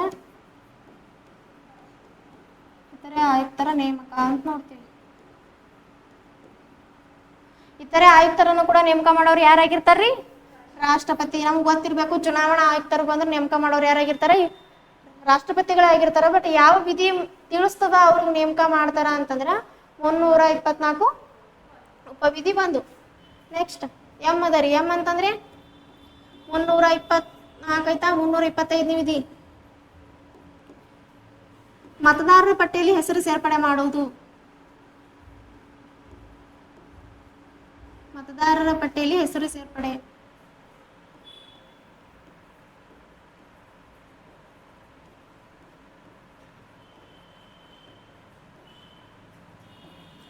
ಮತದಾರರ ಪಟ್ಟಿಯಲ್ಲಿ ಏನ್ ಮಾಡ್ಬೇಕು, ಹೆಸರನ್ನ ಸೇರ್ಪಡೆ ಮಾಡಿಸ್ಬೇಕು ಅಂತ ತಿಳಿಸ್ತಕ್ಕಂಥ ವಿಧಿ 325ನೇ ವಿಧಿ. ನೆಕ್ಸ್ಟ್ ಬಿ ಅಂದ್ರೆ ಏನ್ರಿ 326ನೇ ವಿಧಿ. ಏನ್ ಹೇಳ್ತದ್ರಿ 326ನೇ ವಿಧಿ, ವಯಸ್ಕ ಮತದಾನದ ಆಧಾರದ ಮೇಲೆ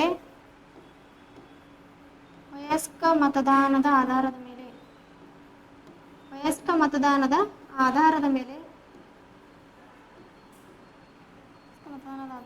ಕೇಂದ್ರ ಸಂಸತ್ತು ವಯಸ್ಕ ಮತದಾನ ಆಧಾರದ ಮೇಲೆ ಕೇಂದ್ರ ಸಂಸತ್ತು, ರಾಜ್ಯ ವಿಧಾನಮಂಡಲ,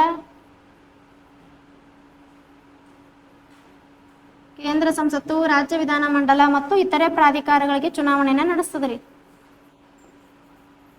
ಇತರೆ ಪ್ರಾಧಿಕಾರ, ಇತರೆ ಪ್ರಾಧಿಕಾರಗಳಿಗೆ ಏನ್ ಮಾಡ್ತದ? ಚುನಾವಣೆಯನ್ನು ನಡೆಸ್ತದ. ಇತರೆ ಪ್ರಾಧಿಕಾರಗಳಿಗೆ ಚುನಾವಣೆ ನಡೆಸೋದು ಕುರಿತು ಯಾವ ವಿಧಿ ತಿಳಿಸ್ತದ ಅಂತಂದ್ರೆ 326ನೇ ವಿಧಿ ತಿಳಿಸ್ತದ. ಇಲ್ಲಿ ಪ್ರಮುಖವಾಗಿ ನಮ್ಗೆ ಏನ್ ಗೊತ್ತಿರ್ಬೇಕು ಅಂತಂದ್ರೆ, ನಾ ಹೇಳಿದೆ ವಯಸ್ಕ ಮತದಾನದ ಆಧಾರದ ಮೇಲೆ ಅಂತ ಹೇಳಿದೆ. ವಯಸ್ಕ ಮತದಾನದ ಆಧಾರದ ಮೇಲೆ ಅಂತಂದ್ರ ನಾವು ಮತ ಚಲಾಯಿಸ್ಬೇಕಂದ್ರ ನಮ್ಗೆ ಎಷ್ಟು ಏಜ್ ಇರ್ಬೇಕ್ರಿ? 18. ಎಲ್ಲರೂ 18 ವಯಸ್ಸು ತುಂಬಿದ್ರೆ ಅಂತಂದ್ರೆ ಏನ್ ಮಾಡ್ಬೋದು? ಪ್ರತಿಯೊಬ್ಬರು ಮತವನ್ನ ಚಲಾಯಿಸಬಹುದು. ವಯಸ್ಕ ಮತದಾನದ ಆಧಾರದ ಮೇಲೆ ಕೇಂದ್ರ ಸಂಸತ್ತು, ರಾಜ್ಯ ವಿಧಾನಮಂಡಲ ಮತ್ತು ಇತರೆ ಪ್ರಾಧಿಕಾರಗಳಿಗೆ ಚುನಾವಣೆಯನ್ನು ನಡೆಸ್ತದ ಅಂತಂದ್ರ, ಕೇಂದ್ರ ಸಂಸತ್ನಲ್ಲಿ ಯಾವ್ದಕ್ಕ ಚುನಾವಣೆ ನಡೆಸ್ತದ್ರಿ? ಎಲೆಕ್ಷನ್ ಅಂತಂದ್ರ ಲೋಕಸಭೆ, ಪ್ರಮುಖವಾಗಿ 2 ಸದನಗಳು ರೀ, ಲೋಕಸಭೆ, ರಾಜ್ಯಸಭೆ, ರಾಷ್ಟ್ರಪತಿ, ಉಪರಾಷ್ಟ್ರಪತಿ. ಕೇಂದ್ರ ಸಂಸತ್ತು ಅಂದ್ರ ಲೋಕಸಭೆ, ರಾಜ್ಯಸಭೆ, ರಾಷ್ಟ್ರಪತಿ, ಉಪರಾಷ್ಟ್ರಪತಿ. ಇನ್ನು ವಿಧಾನಮಂಡಲಗಳು ಏನಂತಂದ್ರ ವಿಧಾನಸಭೆ, ವಿಧಾನ ಪರಿಷತ್ತು.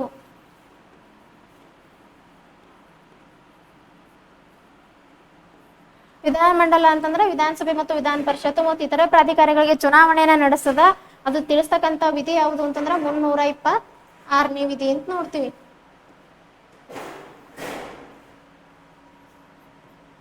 ನೆಕ್ಸ್ಟ್ 326 ಐತ್ರಿ. 327ನೇ ವಿಧಿ ಏನ್ ಹೇಳ್ತದ್ರಿ? 327ನೇ ವಿಧಿ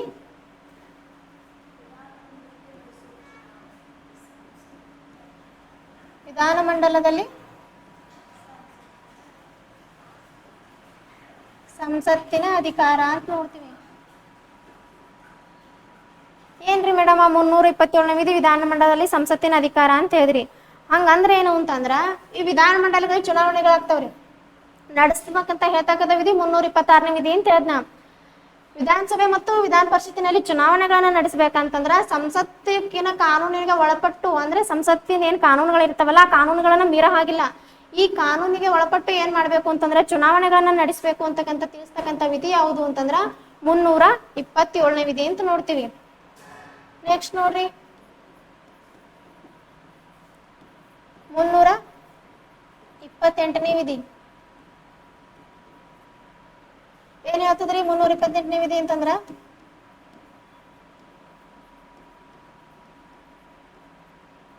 ಚುನಾವಣೆಯಲ್ಲಿ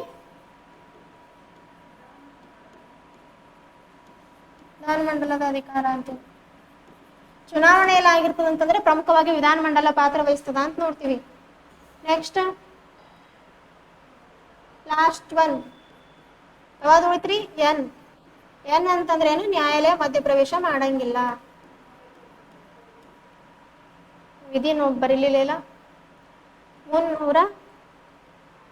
329ನೇ ವಿಧಿ ಏನ್ ತಿಳಿಸ್ತದ್ರಿ? ನ್ಯಾಯಾಲಯ ಮಧ್ಯಪ್ರವೇಶ ಮಾಡಂಗಿಲ್ಲ.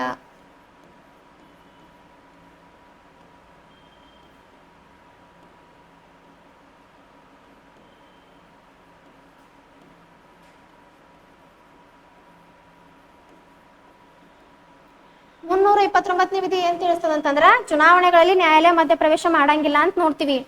ಅಂದ್ರೆ ಯಾವಾಗ ನ್ಯಾಯಾಲಯ ಮಧ್ಯಪ್ರವೇಶ ಮಾಡ್ತದ ಅಂತಂದ್ರ, ಈಗ ಇಬ್ಬರು ಅಭ್ಯರ್ಥಿಗಳು ಚುನಾವಣೆಯಲ್ಲಿ ನಿಂತಿರ್ತಾರ್ರಿ, ನಿಂತು ಇಬ್ಬರು ನಿಂತಿರ್ತದೆ, ಯಾವ್ದಂದ್ರು ಒಂದ್ ಪಕ್ಷ ಗೆಲುವು ಸಾಧಿಸಲೇಬೇಕು.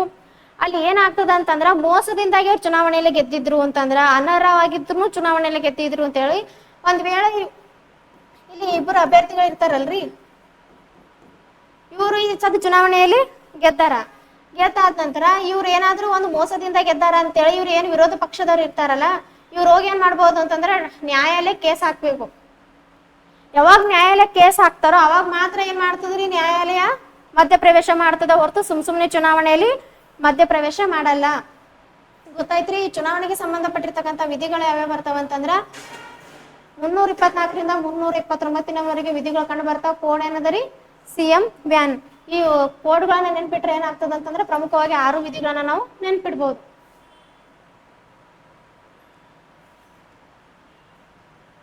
ಚುನಾವಣಾ ಆಯೋಗದ ಪ್ರಮುಖ ಕಾರ್ಯಗಳೇನವ ಅಂತ ನೋಡೋಣ. ಪ್ರಮುಖ ಕಾರ್ಯ ಏನು, ಇದ್ರ ಉದ್ದೇಶಗಳೇನವ ಅಂತಂದ್ರೆ 1 by 1 ನೋಡ್ತಾ ಹೋಗ್ರಿ. ಫಸ್ಟ್ ಒನ್, ಚುನಾವಣೆ ದಿನಾಂಕವನ್ನ ನಿಗದಿಪಡಿಸ್ತದ್ರಿ. ಚುನಾವಣೆಯ ದಿನಾಂಕವನ್ನ ನಿಗದಿಪಡಿಸ್ತದ. ನೆಕ್ಸ್ಟ್, ಚುನಾವಣೆ ನಿಲ್ಲುವ ಅಭ್ಯರ್ಥಿಯ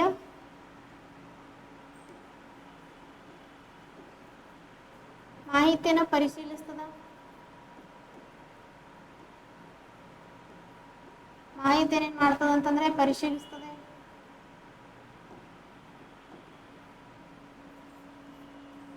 ನೆಕ್ಸ್ಟ್, ಠೇವಣಿಗಳನ್ನ ಸಂಗ್ರಹಿಸ್ತದ.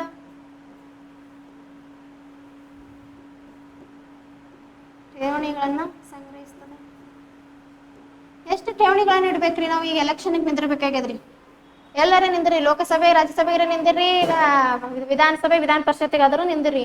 ಯಾಕಂದ್ರೆ ಚುನಾವಣೆ ನಡೆಸೋದು ಲೋಕಸಭೆ ರಾಜ್ಯಸಭೆ ಕೇಂದ್ರ ಸಂಸತ್ತಿನಲ್ಲಿ ಅಂದ್ರೆ ಭಾರತ ಚುನಾವಣಾ ಆಯೋಗ. ಈಗ ಅಲ್ಲಿ ಪ್ರಮುಖವಾಗಿ ನಾವು ಎಲೆಕ್ಷನ್ ನಿಂದಿರ್ಬೇಕು ಅಂತಂದ್ರ ಇಂತಿಷ್ಟೇ ಅಂತಂದ್ರೆ ಠೇವಣಿ ಇಡ್ಬೇಕು.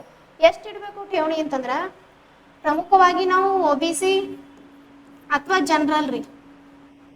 ಜನರಲ್ ಇದ್ದೇವ ಅಂತಂದ್ರೆ ಎಷ್ಟು ಅಂದ್ರ 10,000 ಠೇವಣಿ ತಗೋತಾರ. ಒಂದ್ ವೇಳೆ ನಾವು SC ST ಇದ್ವಿ, ನಮ್ ಕಾಸ್ಟ್ SC ST ಅಂತಂದ್ರ 5,000. ನೀವು ಕೇಂದ್ರದಾಗ ನಿಂತರು, ರಾಜ್ಯದಾಗ ವಿಧಾನಸಭೆ ವಿಧಾನ ಪರಿಷತ್ತಿಗೆ ನಿಂತರು ಇಷ್ಟೇ ಠೇವಣಿ ಇದೆ ರೀ. OBC ದವ್ರ ಇದ್ರ 10,000 ಕೊಡ್ಬೇಕು. ಇನ್ನ SC ST ದವ್ರ ಆಗಿದ್ರೆ ಪ್ರಮುಖವಾಗಿ 5,000 ಏನ್ ಮಾಡ್ಬೋದು, ಇಡ್ಬೇಕು, ಠೇವಣಿಗಳನ್ನ ಇಡ್ಬೇಕು. ನೆಕ್ಸ್ಟ್,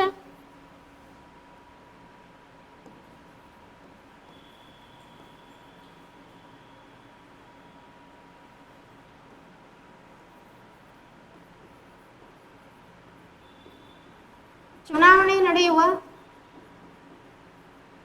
48 ಗಂಟೆಯೊಳಗೆ ಪ್ರಚಾರ ನಿಲ್ಲಿಸಬೇಕು. ಗಂಟೆಯೊಳಗೆ ಏನ್ ಮಾಡ್ಬೇಕ್ರಿ? ಪ್ರಚಾರ ನಿಲ್ಲಿಸಬೇಕು.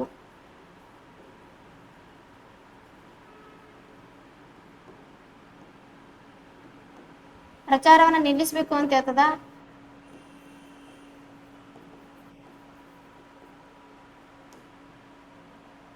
ಫಲಿತಾಂಶವನ್ನ ಪ್ರಕಟಿಸ್ತದ. ಚುನಾವಣೆಯ ಫಲಿತಾಂಶವನ್ನ ಪ್ರಕಟಿಸುತ್ತದ. ಚುನಾವಣೆಯ ಫಲಿತಾಂಶವನ್ನ ಪ್ರಕಟಿಸ್ತದೆ.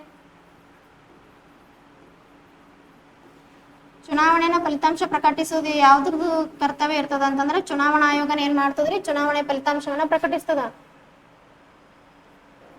ನೆಕ್ಸ್ಟ್, ಚುನಾವಣೆಯಲ್ಲಿ ಅಕ್ರಮ ಆಗಿದೆ ಅಂತ ಗೊತ್ತಾಯ್ತು ಅಂತಂದ್ರ, ಚುನಾವಣೆಯಲ್ಲಿ ಅಕ್ರಮ ನಡೆದಿದೆ ಅಂತ ಗೊತ್ತಾದ್ರೆ ಏನ್ ಮಾಡ್ತದ ಅಂತಂದ್ರೆ ಎಂದರೆ ಫಲಿತಾಂಶ ತಡೆ ಹಿಡಿತಕ್ಕಂಥ ಕೆಲ್ಸಾನು ಯಾವ್ದು ಮಾಡ್ತದ ಅಂತಂದ್ರ ಫಲಿತಾಂಶ ತಡೆ ಹಿಡಿತದ. ಎಲೆಕ್ಷನ್ ಆಗ್ತಾವ, ಎಲೆಕ್ಷನ್ ನಡೆಸಿದಾಗ ಚುನಾವಣೆ ಫಲಿತಾಂಶ ಪ್ರಕಟಣೆ ಆಗ್ಬೇಕು. ಈಗೇನ್ ಫಲಿತಾಂಶ ಬರ್ಬೇಕು ಅನ್ನೋದ್ರಾಗ ನಾಲ್ಕನೇ ಹೇಳಿದೆ, ಚುನಾವಣೆಗಳಲ್ಲಿ ಅಕ್ರಮ ನಡೆದಿದೆ ಅಂತಂದ್ರೆ ಕೇಸ್ ಹಾಕಿದ್ರು ನ್ಯಾಯಾಲಯ ಮಧ್ಯಪ್ರವೇಶ ಕೂಡ ಮಾಡ್ತದ. ಒಂದ್ ವೇಳೆ ಚುನಾವಣೆ ಫಲಿತಾಂಶ ಪ್ರಕಟಿಸುವ ಸಮಯದಲ್ಲಿ ಅಕ್ರಮ ನಡೆದದ, ಚುನಾವಣೆಯಲ್ಲಿ ಮೋಸ ನಡೆದದ ಅಂತಂದ್ರೆ ಗೊತ್ತಾಯ್ತು ಅಂತಂದ್ರೆ ಏನ್ ಮಾಡ್ತದದು? ಫಲಿತಾಂಶವನ್ನ ಏನು ಈಗ ಹೊರಗಡೆ ಬರ್ಬೇಕಿತ್ತಲ್ಲ ಅದನ್ನ ತಡೆಗಟ್ಟತಕ್ಕಂತ ಒಂದು ಕೆಲ್ಸನ ಯಾವತ್ ಮಾಡ್ತದಂದ್ರ ಚುನಾವಣಾ ಆಯೋಗ ಮಾಡ್ತದ್ರಿ. ನೆಕ್ಸ್ಟ್,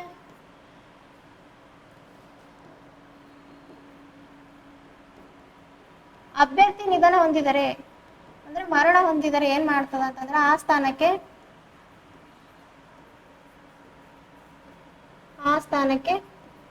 ಮರು ಚುನಾವಣೆ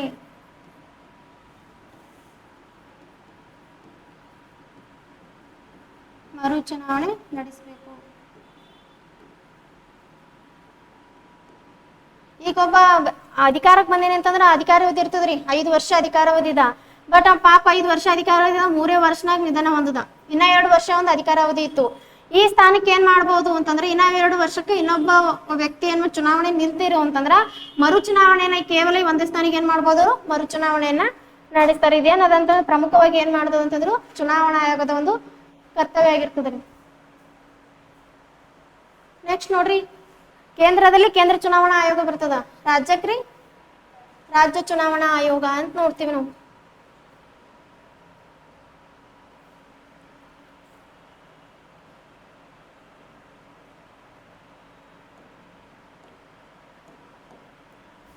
ರಾಜ್ಯ ಚುನಾವಣಾ ಆಯೋಗ ಯಾವಾಗ ಸ್ಥಾಪನೆ ಆಗ್ತದೆ ನೋಡ್ರಿ? ರಾಜ್ಯ ಚುನಾವಣಾ ಆಯೋಗ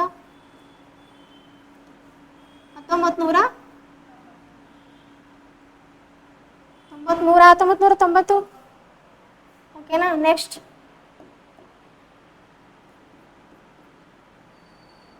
ಇದು ಕೇಂದ್ರ ಎಲ್ಲಿ ಕಂಡು ಬರ್ತದ್ರಿ? ಬೆಂಗಳೂರು. ಬೆಂಗಳೂರಲ್ಲಿ ಕಂಡು ಬರ್ತದ. ಇದ್ರದ್ದು ಪ್ರಸ್ತುತ ಆಯುಕ್ತರ ಯಾರ ನೋಡ್ರಿ?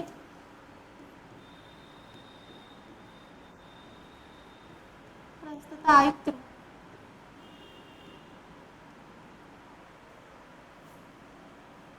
ಸಿಂಗೇಶ್ರೀ ಅಂತ ನೋಡ್ತೀವಿ.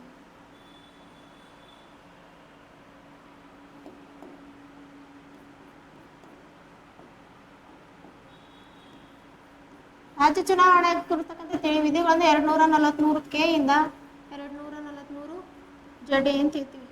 ಪ್ರಮುಖವಾಗಿ ತಿಳಿಸ್ತಕ್ಕಂಥದ್ದು. ಇನ್ನ ಒಂದು ನಮ್ಗೆ ಗೊತ್ತಿರ್ಬೇಕು, ಕನ್ಫ್ಯೂಸ್ ಆಗ್ಬೇಡ್ರಿ. ಕೇಂದ್ರ ಚುನಾವಣಾ ಆಯೋಗ ನಡೆಸೋದು ಕೇಂದ್ರಕ್ರಿ, ಅಂದ್ರೆ ಕೇಂದ್ರ ಸಂಸತ್ತು. ಮತ್ತು ಪ್ರಮುಖವಾಗಿ ಕೇಂದ್ರ ಸಂಸತ್ತು ಅಂತಂದ್ರೆ ಅಲ್ಲಿ ಯಾವ್ಯಾವ ಬರ್ತಾರೆ ಕೇಂದ್ರ ಸಂಸತ್ನಾಗ? ಲೋಕಸಭೆ, ರಾಜ್ಯಸಭೆ, ರಾಷ್ಟ್ರಪತಿ, ಉಪರಾಷ್ಟ್ರಪತಿಗಳಿಗೆ ಕೇಂದ್ರ ಚುನಾವಣಾ ಆಯೋಗ ಎಲೆಕ್ಷನ್ ನಡೆಸ್ತದ. ಬಟ್ ರಾಜ್ಯ ಚುನಾವಣಾ ಆಯೋಗ ನಡೆಸ್ತಕ್ಕಂಥದ್ರಿ ಸ್ಥಳೀಯ ಸರ್ಕಾರಗಳಿಗೆ. ಸ್ಥಳೀಯ ಸರ್ಕಾರಗಳಿಗೆ ಚುನಾವಣೆ ನಡೆಸೋದು ಯಾವುದು ಅಂತಂದ್ರೆ ಪ್ರಮುಖವಾಗಿ ರಾಜ್ಯ ಚುನಾವಣಾ ಆಯೋಗ ಅಂತ ನೋಡ್ತೀವಿ ನಾವು. ರಾಜ್ಯ ಚುನಾವಣಾ ಆಯೋಗ. ಓಕೆನಾ? ರಾಜ್ಯ ಚುನಾವಣಾ ಆಯೋಗ ಏನ್ ಮಾಡ್ತದ ಅಂತಂದ್ರೆ ವಿಧಾನಸಭೆ ಮತ್ತು ವಿಧಾನ ಪರಿಷತ್ತಿಗೆ ಕೇಂದ್ರ ಚುನಾವಣಾ ಆಯೋಗ ಏನ್ ಮಾಡ್ತದ್ರಿ? ಎಲೆಕ್ಷನ್ ನಡೆಸ್ತದ. ಇಲ್ಲಿ ನೋಡ್ತಿರ್ಬೋದು ನಾವು, ರಾಜ್ಯ ಚುನಾವಣಾ ಆಯೋಗ ರಾಜ್ಯಗಳಿಗೆ ಸಂಬಂಧಪಟ್ಟಿರ್ತಕ್ಕಂಥದ್ದು ಅಷ್ಟೇ ಅದ. ಓಕೆನಾ? ನೆಕ್ಸ್ಟ್ ನೋಡ್ರಿ, ಇದು 1993 ತಾಲೂಕ್ ಪಂಚಾಯತಿ, ಜಿಲ್ಲಾ ಪಂಚಾಯತಿ, ಜಿಲ್ಲಾ ಪಂಚಾಯತಿಗಳಿಗೆ ಚುನಾವಣೆಗಳನ್ನ ಯಾವಾಗ ನಡೆಸ್ತದ ಅಂತಂದ್ರ ರಾಜ್ಯ ಚುನಾವಣಾ ಆಯೋಗ. ಕನ್ಫ್ಯೂಸ್ ಆಗ್ತದೆ, ಎಕ್ಸಾಮ್ ನಲ್ಲಿ ಬಹಳ ಸಲ ಕ್ವಶನ್ ಆಗ್ಯದ. ಎಲ್ಲಿ ಯಾವ್ದು ಚುನಾವಣಾ ಆಯೋಗ ಕೇಂದ್ರ ಚುನಾವಣಾ ಆಯೋಗ ನಡೆಸ್ತದೋ ಅಥವಾ ರಾಜ್ಯ ಚುನಾವಣಾ ಆಯೋಗ ನಡೆಸ್ತದೋ ಅಂತಕ್ಕಂಥದ್ದು ನಮಗೆ ಪ್ರಮುಖವಾಗಿ ಗೊತ್ತಿರಬೇಕು. ನೆಕ್ಸ್ಟ್ ಏನದರಿ? ಇದು ವೋಟರ್ ID.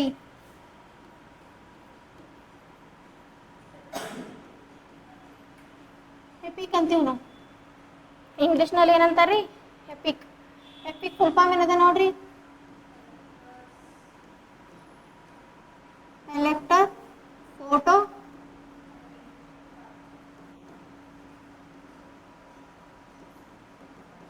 Identity card. ಕನ್ನಡದಲ್ಲಿ ಏನಂತೀವ್ರಿ? ಮತದಾರರ ಗುರುತಿನ ಚೀಟಿ. ಮತದಾರರ ಗುರುತಿನ ಚೀಟಿ.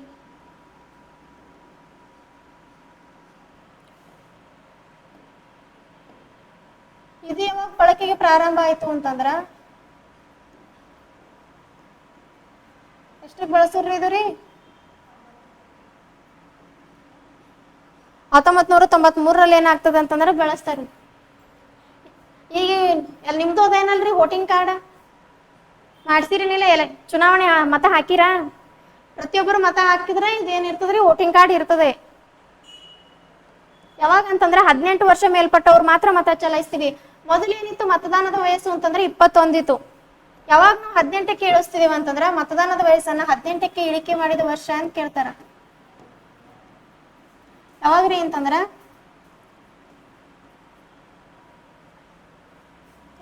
61ನೇ ತಿದ್ದುಪಡಿ. 61ನೇ ತಿದ್ದುಪಡಿ ಮೂಲಕ ಏನ್ ಮಾಡ್ತಾರ ಅಂತಂದ್ರ ಮತದಾನದ ವಯಸ್ಸನ್ನ ಇಳಿಕೆ ಮಾಡಿದ್ರು. ಎಷ್ಟಕ್ಕ? 21ರಿಂದ 18ಕ್ಕೆ ತಂದ್ರು. ಅವಾಗ ಪ್ರಧಾನಿ ಯಾರಾಗಿದ್ರು? ರಾಜೀವ್ ಗಾಂಧಿ ಅಂತ ನೋಡ್ತೀವಿ.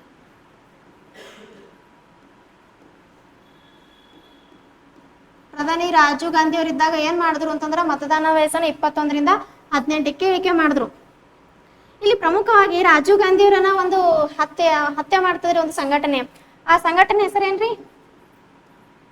LTT ಅಂತಕ್ಕಂಥ ಸಂಘಟನೆ ಏನ್ ಮಾಡ್ತದ ಅಂತಂದ್ರ ರಾಜೀವ್ ಗಾಂಧಿ ಅವರನ್ನ ಹತ್ಯೆ ಮಾಡ್ತದ. LTT ಅಂತಂದ್ರೆ ಏನ್ ನೋಡ್ರಿ? ಲಿಬ್ರೇಷನ್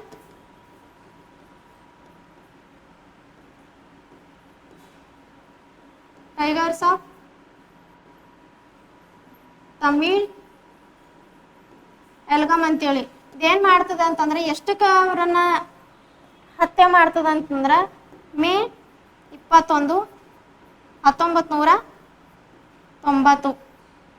ಮೇ 21, 1991 ಏನ್ ಮಾಡ್ತದ ಅಂತಂದ್ರ LTT ಅಂತಕ್ಕಂಥ ಒಂದು ಸಂಘಟನೆ ಬರ್ತದ್ರಿ. ಈ ಸಂಘಟನೆ ಏನ್ ಮಾಡ್ತದ ಅಂತಂದ್ರ ರಾಜೀವ್ ಗಾಂಧಿ ಅವರನ್ನ ಮೇ 21ಕ್ಕೆ ಏನ್ ಮಾಡ್ತದ ಅಂತಂದ್ರ ಮರಣವನ್ನ ಅಂತಂದ್ರೆ ಹತ್ಯೆ ಮಾಡ್ತದ. ಈ ಮೇ 21ಕ್ಕೆ ನಾವು ಏನಂತ ಆಚರಣೆ ಮಾಡ್ತೀವಿ ಅಂತಂದ್ರ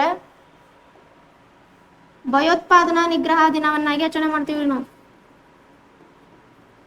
ಭಯೋತ್ಪಾದನಾ ನಿಗ್ರಹ ದಿನ. ಭಯೋತ್ಪಾದನಾ ನಿಗ್ರಹ ದಿನವಾಗಿ ಯಾವಾಗ ಆಚರಣೆ ಮಾಡ್ತೀವ್ರಿ? ಮೇ 21. ಯಾರ ಒಂದು ನಿಧನದ ದಿನವನ್ನ ಭಯೋತ್ಪಾದನಾ ನಿಗ್ರಹ ದಿನವನ್ನಾಗಿ ಆಚರಣೆ ಮಾಡ್ತೀವಿ ಅಂತಂದ್ರ ರಾಜೀವ್ ಗಾಂಧಿ ಅವರ ಒಂದು ನಿಧನದ್ದು. ಬಟ್ ಅವ್ರು ಹುಟ್ಟಿದ್ದು ಯಾವಾಗ್ರಿ? ರಾಜೀವ್ ಗಾಂಧಿ ಅವರು ಹುಟ್ಟಿದ್ದು ಆಗಸ್ಟ್ 20. ಇದನ್ನ ಏನಂತ ಆಚರಣೆ ಮಾಡ್ತೀವಿ? ಸದ್ಭಾವನಾ ದಿನ ಅಂತ ಆಚರಣೆ ಮಾಡ್ತೀವಿ. ಸದ್ಭಾವ ದಿನ.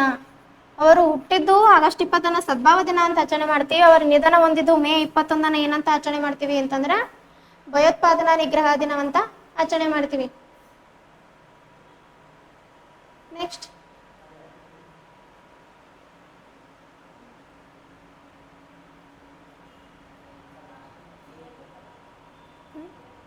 ಏನಣ್ಣ? ಲಾಸ್ಟ್ ಅದಣ್ಣ ಎಲ್ಗಮ್ ಅಂತ ಬರ್ತದಣ್ಣ ಅದು. ಹಾ ಈಳಂ, ಹೌದು ಸಾರಿ ಈಳಂ ಅಂತ ಬರ್ತದ.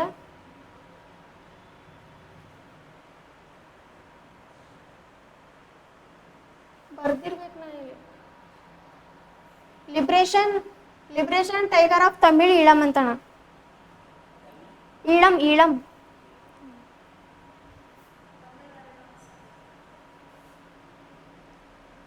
ನೆಕ್ಸ್ಟ್ ನೋಡ್ರಿ ETPBS ಅಂತ ಬರ್ತದ. ETPBS ಅಂತಂದ್ರೆ ಫುಲ್ ಫಾರ್ಮ್ ಏನದರಿ? Electronical transmitted postal ballot system ಅಂತ ಹೇಳಿ. ಇದು ಪ್ರಮುಖವಾಗಿ ಏನ್ ಮಾಡ್ತದ ಅಂತಂದ್ರ ಪೋಸ್ಟ್ ಮುಖಾಂತರ ಏನ್ ಮಾಡ್ಬೋದು ನಾವು ಅರ್ಜಿಗಳನ್ನ ಹಾಕ್ತಾರ. ಇದು ಪ್ರಾರಂಭ ಆಗಿದೆ ಎಷ್ಟಕ್ಕ ಅಂತಂದ್ರ 2009 ಏನಾಗ್ತದ ಅಂತಂದ್ರೆ ಇದು ಪ್ರಾರಂಭ ಆಗ್ತದ. ನೆಕ್ಸ್ಟ್ ನೋಡ್ರಿ ವಿವಿಪ್ಯಾಟ್. ಇಲ್ಲದ ನೋಡ್ರಿ ವಿವಿಪ್ಯಾಟ. ಚುನಾವಣೆಯಲ್ಲಿ ನಾವು ಎಲೆಕ್ಷನ್ ಹಾಕ್ಲಿಕ್ಕೆ ಹೋದಾಗ ನೋಡಿರ್ತೀವಿ. ಇದು ಏನದರಿ? EVM ಅದ. ಓಕೆನಾ? ಇಲ್ಲಿ ಅಂದ್ರೆ ನಾವಿಲ್ಲಿ ಈಗ ಯಾವ್ದಾದ್ರು ಒಬ್ಬ ನಾವು BJP ಇರ್ತೀವಿ, ಕಾಂಗ್ರೆಸ್ ಯಾವುದೇ ಒಂದು ಪಕ್ಷಕ್ಕೆ ಮತ ಹಾಕ್ಬೇಕಂದ್ರ ಇಲ್ಲಿ ಚಿಹ್ನೆಗಳಿರ್ತಾವ. ಆ ಚಿಹ್ನೆಯ ಮುಂದಿನ ಬಟನ್ಗಳನ್ನ ಕ್ಲಿಕ್ ಮಾಡ್ಬೇಕು. ಇಲ್ಲಿ ಕ್ಲಿಕ್ ಮಾಡಿದಾಗ ಈ ವಿವಿಪ್ಯಾಟ್ ಪ್ರಮುಖವಾಗಿ ಕೆಲಸ ಏನಿರ್ತದ ಅಂತಂದ್ರ ನಮ್ಗಲ್ಲಿ ಒಂದೊಂದ್ಸಲ ಅದು ಟೂಯಿ ಅಂತ ಸೌಂಡ್ ಬರ್ತದ್ರಿ. ಅಬ್ಸರ್ವ್ ಮಾಡಿರೋನಿಲ್ಲ, ಅದು ಸೌಂಡ್ ಬಂದ್ಬೇಕನ್ನ ಇವರಿಗೆ ಮತ ಹಾಕಿದೇವನಿಲ್ಲ ನಮ್ಗೆ ಕನ್ಫರ್ಮ್ ಆಗ್ಬೇಕಲ್ರಿ. ಇದು ವಿವಿಪ್ಯಾಟ್ ಏನ್ ಮಾಡ್ತದ ಅಂತಂದ್ರ ನಾವ್ ಯಾರಿಗೆ ಮತ ಹಾಕಿದೀವಿ ಅನ್ನೋದನ್ನ ಪ್ರಮುಖವಾಗಿ ಗುರುತಿಸ್ತದ್ರಿ. ಏನ್ ಮಾಡ್ತದ್ರಿ ವಿವಿಪ್ಯಾಟ್ ಕೆಲಸ ರೀ? ಮತದಾರ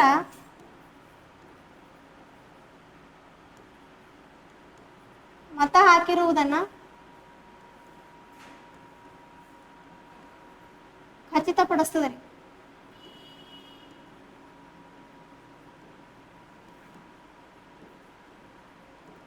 ಇಲ್ಲಿ ಪ್ರಮುಖವಾಗಿ ಇಲ್ಲೊಂದು ಖಾನಿ ಇರ್ತದ್ರಿ. ನಾವ್ ಇಲ್ಲಿ ಮತ ಏನ್ ಚಲಾಯಿಸ್ತೀವಲ್ಲ, ಚಲಾಯಿಸ್ ಬಳಕ ಇಷ್ಟೊಂದು ಟಿಕೆಟ್ ಟೈಪ್ ಇರ್ತದ್ರಿ. ಅದು ಹರಿದು ಚಿಟ್ಟಿ ಇದ್ರಲ್ಲಿ ಬೀಳ್ತದ. ಅವಾಗ ನಾವು ನೋಡಬಹುದು ನಾವು ಯಾರಿಗೆ ಮತ ಚಲಾಯಿಸಿದೀವಿ ಅಂತಕ್ಕಂಥದ್ದನ್ನ ಪ್ರಮುಖವಾಗಿ ವಿವಿಪ್ಯಾಟ್ ನಿಂದ ನಾವ್ ಏನ್ ಮಾಡ್ತೀವಿ ಅಂತಂದ್ರೆ ಗುರುತಿಸ್ಕೋಬಹುದು. ನೆಕ್ಸ್ಟ್ ನೋಡ್ರಿ EVM ಮಿಷಿನ್ ಯಾವ ರೀತಿ ಇರ್ತವೆ ಏನ್ ಮಿಷನ್ ಅಂತಂದ್ರ ಇಲ್ಲಿ ಪ್ರಮುಖವಾಗಿ ಅವ್ರದ್ದು ರಾಜಕೀಯ ಪಕ್ಷಕ್ಕೆ ಚಿಹ್ನೆಗಳನ್ನ ಕೊಟ್ಟಿರ್ತಾರ. ಇಲ್ಲಿ ಯಾರೋ ಒಬ್ಬರು ನಿಂತಿರ್ತಾರ ನೋಡ್ರಿ. ಫಾರ್ ಎಕ್ಸಾಂಪಲ್ ಚಂದ್ರಕಾಂತ್ ಸಿಂಗ್ ಅಂತ ಹಿಂಗ್ ಕೊಟ್ಟಾರ. ಅವ್ರದ್ದು ಪ್ರಮುಖವಾಗಿ ನೋಡ್ರಿ ಅವ್ರ ಹೆಸರು ಕೊಟ್ಟಾರ. ನಾವ್ ಯಾರಿಗೆ ಹಾಕೋದಿರ್ತೀವಿ? ನಾವು ಓದೋರಿದ್ರೆ ಹೆಸರುಗಳನ್ನ ಓದ್ತೀವ್ರಿ. ಅನಕ್ಷರಸ್ಥರಿದ್ರೆ ಏನ್ ಮಾಡ್ಬೇಕು? ಅದಕ್ಕೆ ಚಿಹ್ನೆಗಳನ್ನ ಇಟ್ಟಿರ್ತಾರ. ಅವ್ರು ಇದ್ರ ಮೂಲಕ ಏನ್ ಮಾಡ್ಬೋದು ನಾವು ಪ್ರಮುಖವಾಗಿ ಅವ್ರ ವೋಟ್ಗಳನ್ನ ಹಾಕ್ಬೇಕು ಅಂತಂದ್ಕೆ EVM ಮಿಷನ್ ಅನ್ನ ಇದು ಮಾಡ್ತಾರ. ಏನ್ರಿ EVM ಅಂತಂದ್ರ?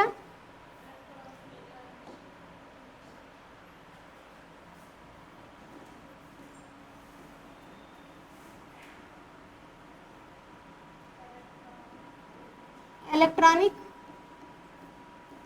ವೋಟಿಂಗ್ ಮಷಿನ್ ಅಂತ ನೋಡ್ತೀವಿ. ಇದು ಯಾವಾಗ ಮೊದಲು ಪ್ರಾರಂಭ ಮಾಡಿದ್ರು ಬಳಸ್ಲಕ್ಕಂತಂದ್ರ ಫಸ್ಟ್ ಇದು ಎಲ್ಲಿ ಸ್ಟಾರ್ಟ್ ಆಗ್ತದ ಅಂತಂದ್ರೆ ಕೇರಳದಾಗ ಬಳಸ್ತಾರೆ. ಕೇರಳ ರಾಜ್ಯದಲ್ಲಿ 1982 ಉಪಚುನಾವಣೆಯಲ್ಲಿ ಬಳಸ್ತಾರೆ. ಕೇರಳ ರಾಜ್ಯದ ಉಪಚುನಾವಣೆಯಲ್ಲಿ ಮೊದಲು ಬಳಕೆ ಆಗ್ತದ್ರಿ. ಯಾವುದು? EVM machine. ಅದಾದ ನಂತರ ಎಲ್ಲಿ ಎರಡನೇದಾಗ ಎಲ್ಲಿ ಬಳಸ್ತಾರ ಅಂತಂದ್ರ ಗೋವಾ. ಎಷ್ಟಕ್ಕೆ ಬಳಸ್ತಾರ ಅಂತಂದ್ರ 1999ರಲ್ಲಿ ಬಳಸ್ತಾರ್ರಿ.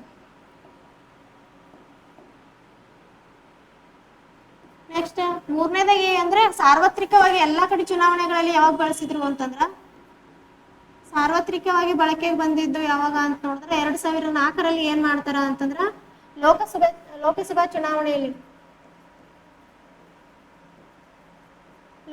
ಚುನಾವಣೆಯಲ್ಲಿ ಸಾರ್ವತ್ರಿಕವಾಗಿ ಏನ್ ಮಾಡ್ತಾರ ಅಂತಂದ್ರ ಪ್ರಮುಖವಾಗಿ ಬಳಸಿರುವುದನ್ನ EVM ಮಿಷನ್ ಕಂಡು ಬರ್ತದ. ಗೊತ್ತೈತ್ರಿ EVM ಮಿಷನ್ ಅಂದ್ರೆ ಹೆಂಗಿರ್ತದ, ಇದ್ರ ಕೆಲಸ ಏನದ ಅಂತಂದ್ರ ಮತದಾನ ಹಾಕ್ಲಿಕ್ಕೆ ಸಹಾಯ ಮಾಡ್ತದ್ರಿ. ಇನ್ನೊಂದು ನ್ಯಾಯಯುತವಾಗಿ ಚುನಾವಣೆ ನಡೀಬೇಕಂದ್ರೂ ಕೂಡ EVM ಕೂಡ ಅಷ್ಟೇ ಪ್ರಮುಖವಾದ ಪಾತ್ರವನ್ನ ವಹಿಸ್ತದ. ಮೊದಲು 1982ರಲ್ಲಿ ಕೇರಳದಾಗಾಯ್ತು. ನೆಕ್ಸ್ಟ್ 1999ರಲ್ಲಿ ಗೋವಾ ರಾಜ್ಯದಾಗಾಯ್ತು. ಸಾರ್ವತ್ರಿಕವಾಗಿ ಬಳಕೆ ಆಗಿದ್ದು ಯಾವಾಗ ಅಂತಂದ್ರ 2004ಕ್ಕ. ಗೋವಾ ವಿಮೋಚನೆ ಆಗಿದ್ದು ಯಾವಾಗ್ರಿ? 1961 ಗೋವಾ ವಿಮೋಚನೆ ಆಗ್ತದ. ಬಟ್ ಗೋವಾ ರಾಜ್ಯವಾಗಿ ರಚನೆ ಆಗಿದ್ದು ಯಾವಾಗ ಅಂತಂದ್ರ 25ನೇ ರಾಜ್ಯವಾಗಿ 56ನೇ ತಿದ್ದುಪಡಿಯ ಮೂಲಕ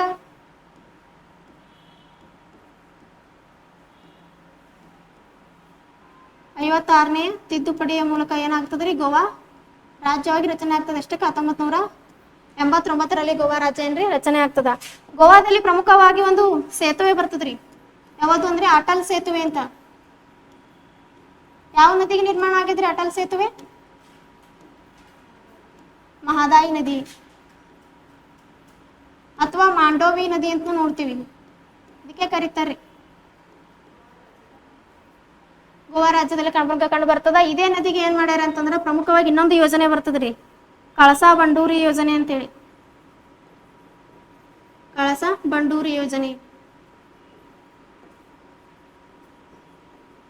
ಕಳಸಾ ಬಂಡೂರಿ ಯೋಜನೆ. ಇನ್ನೊಂದು ಪ್ರಮುಖವಾಗಿ ಗೋವಾದ ಬಗ್ಗೆ ನೋಡ್ಬೇಕಂತಂದ್ರೆ UCC ಅಂತಂದ್ರ ಯೂನಿಫಾರ್ಮ್ ಸಿವಿಲ್ ಸರ್ವಿಸ್ ಅಂತ. ಅಂದ್ರೆ ಏಕರೂಪದ ಸಿವಿಲ್ ನಾಗರಿಕ ಸಂಹಿತೆ ಮೊದಲ ಬಾರಿಗೆ ಅಳವಡಿಸಿಕೊಂಡಿರ್ತಕ್ಕಂಥ ರಾಜ್ಯ ಯಾವ್ದದರಿ? ಗೋವಾ. ಸೆಕೆಂಡ್ ಉತ್ತರಾಖಂಡ. ಥರ್ಡ್ ಯಾವ್ದದರಿ? ಇತ್ತೀಚೆಗೆ ಅಳವಡಿಸಿಕೊಂಡದ್ ನೋಡ್ರಿ, ಗುಜರಾತ್. ನಮಗ್ ಗೊತ್ತಿರ್ಬೇಕು, ಇತ್ತೀಚೆಗೆ ಮೊನ್ನೆ ಅಳವಡಿಸ್ಕೊಂಡದ್ರಿ. ಈಗ ಏಪ್ರಿಲ್ ತಿಂಗಳಿನಲ್ಲಿ ಅಳವಡಿಸ್ಕೊಳ್ಳೋಕೆ ನಿರ್ಧಾರವನ್ನ ಮಾಡಿರ್ತಕ್ಕಂಥ ರಾಜ್ಯ ಯಾವುದು ಅಂತಂದ್ರ ಗುಜರಾತ್ 3ನೇ ರಾಜ್ಯ ಆಗಿ ಅಳವಡಿಸ್ಕೊಳ್ಳೋಕೆ ಒಪ್ಪಿಗೆ ಕೊಟ್ಟಾರ. ನೆಕ್ಸ್ಟ್ ಪ್ರಮುಖವಾಗಿ ಒಂದೆರಡು ಪ್ರಶ್ನೆಗಳನ್ನ ಹಾಕೊಂಡ್ ಬಂದಿನಿ. ಯಾವ ರೀತಿಯಾಗಿ ಚುನಾವಣೆಯ ಮೇಲೆ ಪ್ರಶ್ನೆಗಳನ್ನ ಕೇಳ್ತಾರಂತ ನೋಡೋಣ. ಏನದರಿ ಪ್ರಶ್ನೆ? ಮುಖ್ಯ ಚುನಾವಣಾ ಆಯುಕ್ತರ ಪದಚ್ಯುತಿಗೆ ಸಂಬಂಧಿಸಿದಂತ ಹೇಳಿಕೆಗಳನ್ನ ಪರಿಶೀಲನೆ ಮಾಡ್ರಿ. ಮುಖ್ಯ ಚುನಾವಣಾ ಆಯುಕ್ತರನ್ನ ಸುಪ್ರೀಂ ಕೋರ್ಟ್ ನ್ಯಾಯಾಧೀಶರನ್ನ ತೆಗೆದು ಹಾಕುವ ರೀತಿಯಲ್ಲೇ ಪದಚ್ಯುತಿಗೊಳಿಸಬೇಕು ಅಂತದ.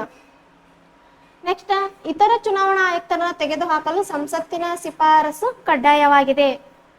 ಇವರನ್ನ ದುರ್ವರ್ತನೆ ಅಥವಾ ಅಸಮರ್ಥತೆಯ ಆಧಾರದ ಮೇಲೆ ಮಾತ್ರ ತೆಗೆದು ಹಾಕಬಹುದು. ಸರಿಯಾದ ಹೇಳಿಕೆಗಳನ್ನ ಗಮನಿಸಿರಿ. ಯಾವ್ದು ಸರಿ ಆಗ್ತದ್ರಿ ಇದರಲ್ಲಿ ಆನ್ಸರ್? 1 ಮತ್ತು 3 ಕರೆಕ್ಟ್ ರೀ. ಮುಖ್ಯ ಚುನಾವಣಾ ಆಯುಕ್ತರನ್ನ ಸುಪ್ರೀಂ ಕೋರ್ಟ್ ನ್ಯಾಯಮೂರ್ತಿಯಲ್ಲಿ ತೆಗೆದು ಹಾಕುವ ವಿಧಾನದಲ್ಲಿನೇ ತೆಗೆದು ಹಾಕ್ತಾರ.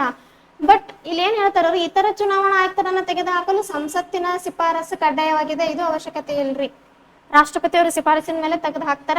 ಇವ್ರು ದುರ್ನಡತೆ, ದುರ್ಬಲತೆ, ಅಸಮರ್ಥತೆ ಕಂಡು ಬಂತು ಅಂತಂದ್ರೆ ತೆಗೆದು ಹಾಕ್ತಾರೆ. ಗೊತ್ತಾಯ್ತ್ರಿ? ನೆಕ್ಸ್ಟ್ ನೋಡ್ರಿ, ಚುನಾವಣಾ ಆಯೋಗದ ಕಾರ್ಯಗಳಿಗೆ ಸಂಬಂಧಿಸಿದಂತೆ ಕೆಳಗಿನ ಹೇಳಿಕೆಗಳನ್ನ ಗಮನಿಸ್ರಿ. ರಾಜಕೀಯ ಪಕ್ಷಗಳಿಗೆ ಮಾನ್ಯತೆ ನೀಡುವುದು ಮತ್ತು ಚುನಾವಣಾ ಚಿಹ್ನೆಗಳನ್ನ ಹಂಚಿಕೆ ಮಾಡುವುದು ಇದರ ಅರೆ ನ್ಯಾಯಾಂಗ ಕಾರ್ಯವಾಗಿದೆ.